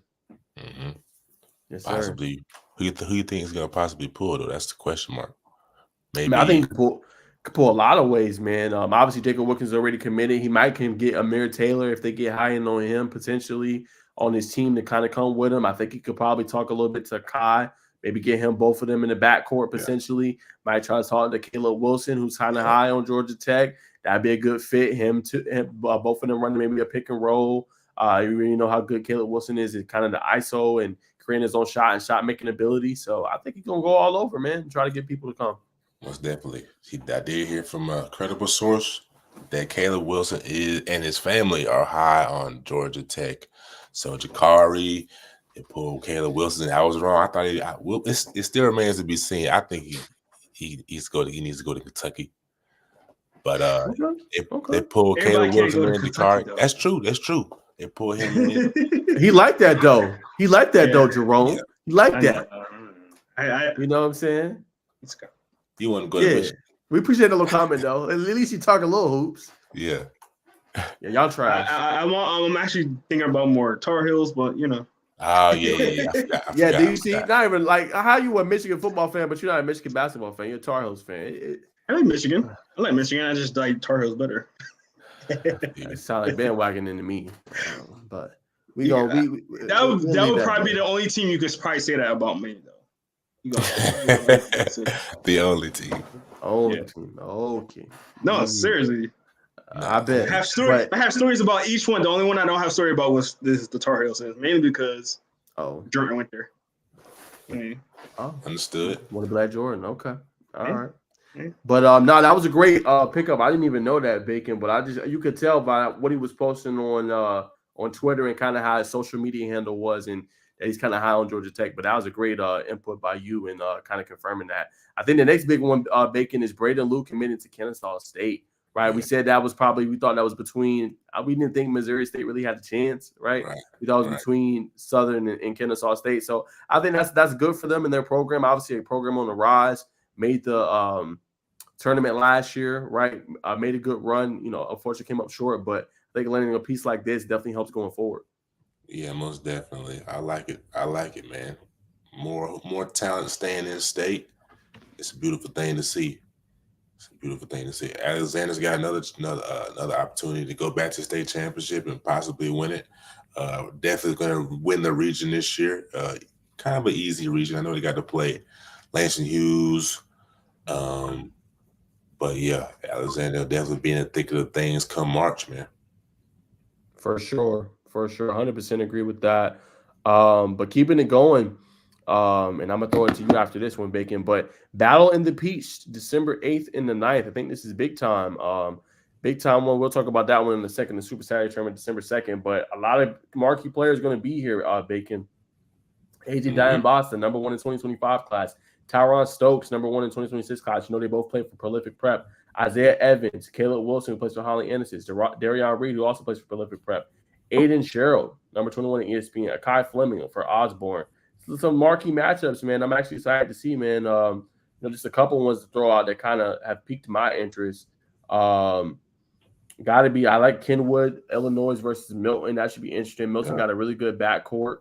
Gainesville versus Knoxville Catholic. I think that's an interesting matchup as well. You got Carolyn versus Woodland, Creekside and Kings Ridge is interesting as well. Which Creekside is that? What you say? Which Creekside is that? Creekside, Georgia. Gotcha. So yeah, and then you got West Forsyth Wesleyan, Grovetown versus Green Forest, and then Shiloh and Riverwood. I think that's the marquee one, December 9th. Good Shiloh was with Tyler Jordan. I think Riverwood has J.R. Leonard, so then I'll be interested in Wheeler Kale. That's out of all of them, I really want to see that one because apparently Peyton has lost a lot of weight. So that's gonna be interesting to see how he moves. A lot slimmer this year. They still have CJ Brown. Kale's got the young stars. It's gonna be nice to see them in action. I didn't see them against who they play again this first week. I'm not sure. I don't even know if Peyton on the team, bro. He's not with Kel anymore?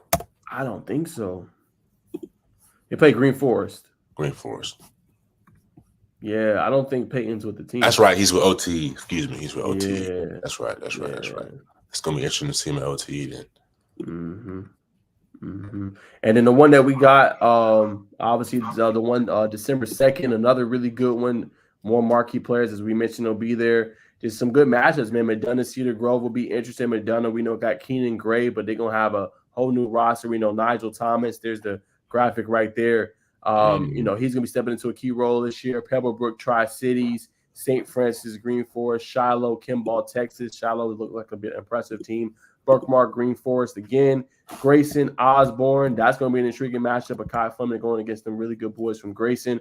Wheeler, Alexander. We know how good Alexander is. We mentioned Braden Lue. And then McEachern, Holly Anderson, Ace Bailey, and Caleb Wilson. That's a hell of a matchup. But what do you think about those matchups, Bacon? What stands out?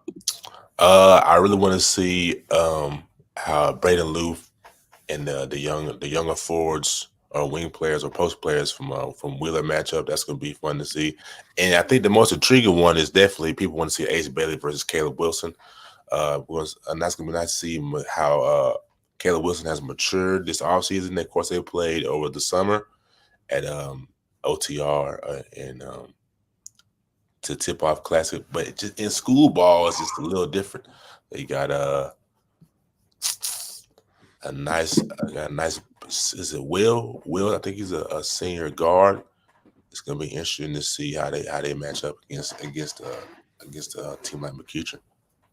What about you? No, 100%. I think I 100% agree with you. I think that'll be really intriguing as well to kind of see how that plays out. The other one that Jerome was showing was the girls' side of the bracket, and kind of who will play in that one. But yeah, I can't wait, man. It'll be a lot of fun. Some really, really good teams. Anything stands out about these girls' matchups? I'm definitely going to talk about Heritage. They got I think her name is Kayla. I need to look her name up. I don't want to say her name, but she's a dynamic shooter. She's from Poland. She's a bucket, my friend. She can light it up. We had a Coweta County Media Day this weekend. She lit it up. She hit I want to say 13 threes, 5 or 6 in a row at one point in time. So she's definitely special. Let me get her name. Heritage.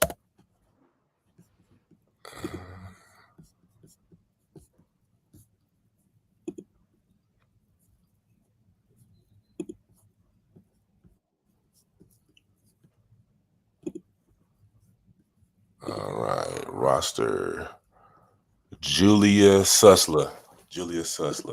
Okay. Yes, sir. Senior 5'8" guard. Like I said, she can put that thing in the air, man. It's gonna hit that net probably 45 to 50% of the time, my friend. She's nasty.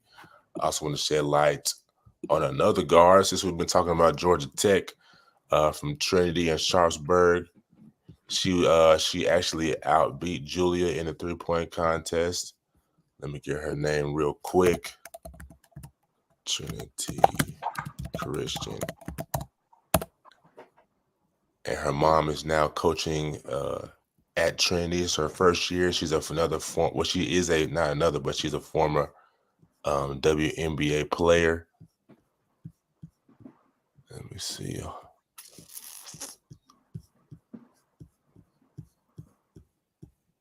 So many Trinities.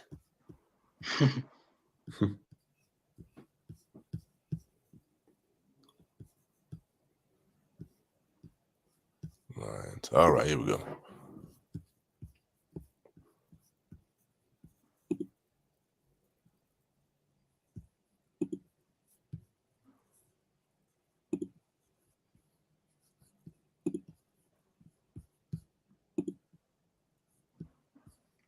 Where to go?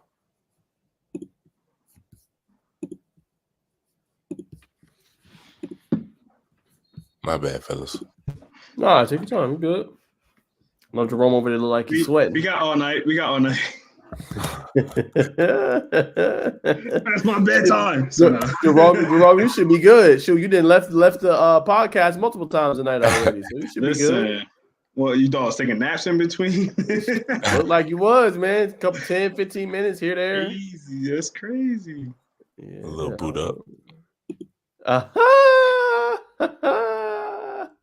Boot up is crazy. That is crazy. You ain't got no little boot. All right, here we go, y'all. Gabby Groom. Her mom is her mother's name is Lady Grooms. Lady Grooms, yeah. So she just committed to Georgia Tech this past Friday. Another dynamic guard could do it all for the Lady Lions. So stay tuned for her, man. She's a bucket. You'll definitely hear her name this season. I know she this weekend, I think they go to the Kyle Sandy Showcase up North Georgia. They're playing against, I cannot remember, but yeah, she's definitely a name to know. Okay. Well, Bacon, before we wrap up the hoops, I'll throw it to you, man. Any other topics you want to hit on before we wrap up the segment? Nah, man. I do want to shout out the boys from East Coweta. They got a talented group, man. They got Carby Martin plays 85 special group, man. Coach Royal Maxwell. They put on a show at the Cowboy Media Day, man. So, like I said, stay tuned, man. Stay tuned. You never know what's gonna come. 100%. And actually, some breaking news: Brookwood just got their win against Norcross, 64-62, handing Norcross boys their second loss already on the season. So, just wanted to bring in that breaking news. Pretty interesting, right there. Norcross coming up a little bit short, but that's all we got for hoops. We're going to throw it to my co-host Jerome for the recap and the wrap up of First and Foremost podcast. Yeah, man. First and Foremost podcast. First and foremost, thank you guys for checking us out, man. You've been getting some each. I feel like each episode getting more and more views, more and more love. So definitely stay tuned and help us out. Share it with people. I know. Shout out to Coach Mills first of all. That's my guy right there. He puts me on a lot of game. He always looking out for the smaller media. So I was super excited and glad to hear that he was getting on a podcast today. So shout out to Mill. I wish he could have stayed for the rest of it, but shout out to him. And thank you guys for everything, man. Before we get off, let's go to where you're gonna find us at this week. So I'm gonna start with you, Bacon. Where are you gonna be at this weekend? This weekend I'm gonna be at a basketball game, man. I'm gonna be at Fayette County. East Cowboys at Fayette County. You going to a basketball game during playoff season? Okay. Yeah, man. I'm booked, man. I'm doing a day in life with EC players, so I gotta do my due diligence, man. But next week, those are fire. Those are fire. If you're not watching him doing those, please check them out, man. Bacon doing some great stuff. Appreciate it. Najeh, I know you're gonna be at a game because you got a call late, man. You too big time to not be at these games. Where are you going? I don't even know, bro. I couldn't even tell you because the game that we put on TV is supposed to be Langston Hughes Rome.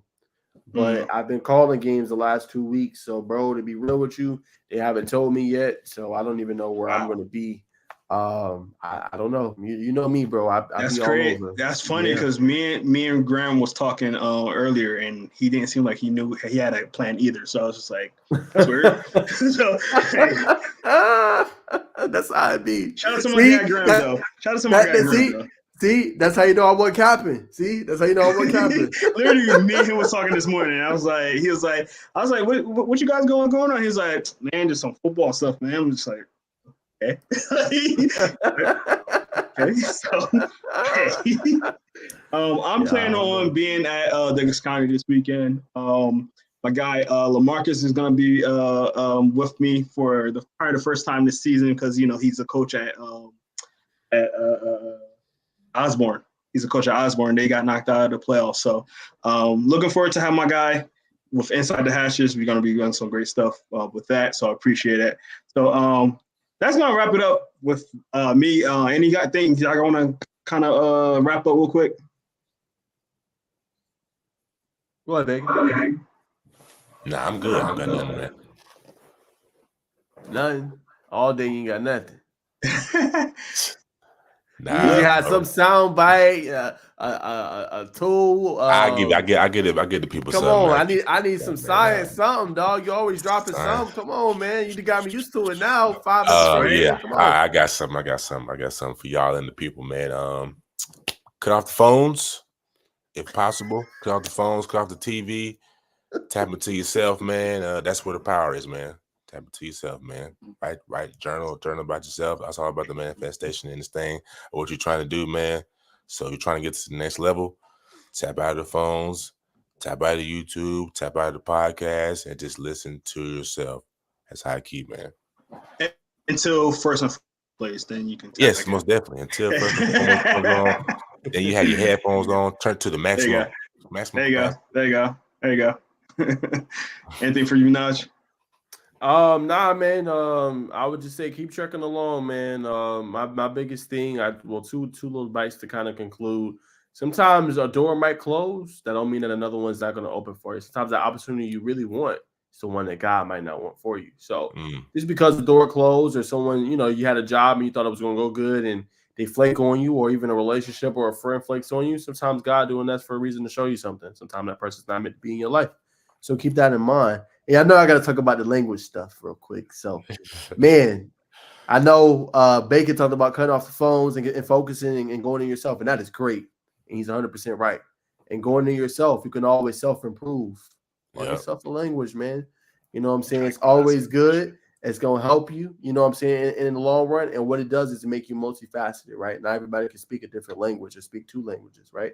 So if you really if you want to do what we do in sports media, for an example, you can go and call games overseas, right? Soccer matches, football matches, whatever it is, whatever language that you like. So give it a try. It's going to feel a little foreign at first, but it's like with anything, man. Once you start something new, it's going to be foreign. But once you're able to get it going and you start feeling comfortable, it becomes like a habit, man. And then it's like second nature at that point. So just give it a try, man. Nothing wrong with learning language, being bilingual, being different than everybody else. So I'll leave you on that. I'm glad you said that, Najeh, because this kind of fits on one of my parts. And I was just telling somebody at my job early this week, same thing. Get comfortable being uncomfortable, you know? Sometimes you just got to dive in, you know, and do what that needs to be done. And it might not feel comfortable. It might not be something that you're used to. You know, I never imagined myself being on a podcast, you know. I was never a speaker. You know, I didn't like public speaking when I was in school. I actually failed 3 different public speaking classes, and 2 of them was in college. So that goes to tell you, like, you know, get comfortable being uncomfortable. There's going to be times where it's uncomfortable, but the more you figure out how to be, figure out that uncomfortable space, and you start putting yourself in that uncomfortable space, you can really find yourself getting comfortable at it and getting good at what you're not uncomfortable with. So step out that zone sometimes, see how it is, you know, and try yourself, you know, challenge yourself. Because I felt really uncomfortable earlier when I had to buy my own Chick-fil-A. So I can't. Chick-fil-A. So, you know. Here you go. Here you go. You know how to segue that in there somehow. Fire. I can't. No worries. Last note for me. I'm going to pay. I pay bets. Okay, so you ain't got to worry about that. When I see you, the Chick-fil-A is on the house. You ain't got to worry about it. Whatever you want. You're not gonna go. I got you. Listen, I can eat Chick-fil-A 3 times a day. In person on this Sunday, so we can get the photos in and get that content for the viewers, because you do. That's all I'm saying. I can't this weekend. I'm busy this weekend. I can't. Chick-fil-A's closed on Sundays too. Next week I got y'all though. Y'all want to do next week? We do next week. Let's do it. Let's do it. Look, we're always going to try to improve this podcast and everything like that. So if you guys have any suggestions for us, anything you want us to talk about, any guests you want on for us, let us know. Like, you know, we're totally open for it. If you want to get on and, you know, have some comments on here and have them live, we do that as well. So don't hesitate, man. We trying to make this a big thing. You know, I see a couple of people have been in here peeking us out, you know, checking us out. So, you know, stay locked with us. Go ahead, Najeh. I know you had something you was about to say. And I know you like to clip stuff, so you can clip this too. Don't overlook Maryland. That's all I'm gonna say. Don't overlook Maryland. I have that game on upset alert. They're 6-4 to come off a big win. Shout out so on upset alert. Do not overlook Maryland. That's all I'm gonna say. I ain't saying I'm choosing them to win. I'm just gonna say do not overlook Maryland. And if y'all take an L, we're gonna come back to this, and I'm gonna be like, Jerome, play the clip. So don't be surprised. Y'all better not overlook them and think about Ohio State next week. Y'all better go ahead and handle your business. That's all I'm gonna say. Last note of the night, and I'm gonna end off this and let y'all end it. Michigan, Jerome's favorite team. They're gonna suffer their first L this weekend. My God. I can't. Make sure you clip this one though, in case y'all lose. I got you. In case. All right, man. Well, that's gonna do it for us today, guys. Like as always, make sure you go follow us on each one of our social media. You see it right here in this corner over here. So make sure you do that. Help us out, man. We are currently live on the Inside the Hashes podcast or YouTube channel. You're on Najeh, with the Najeh Talk YouTube is channel as well. So make sure you check us all out on there. Like and subscribe to both of these guys. Make sure you go on our YouTube and Instagram, Facebook. We got some great content going out on all 3 of our platforms, doing different things. But you know, we all support each other, man. So come out, support us, help us out. Like we say, any podcast that you want to get on and watch us and ask them some questions, you know, throw in some questions, things like that. Definitely do that as well. We go live every Tuesday at 7 o'clock. So Guys, thank y'all so much. We do appreciate you guys. So again, I'm Jerome Jones. That's Najeh right there. We got right there. Yeah. And we see y'all on the next one. Peace out. Hey.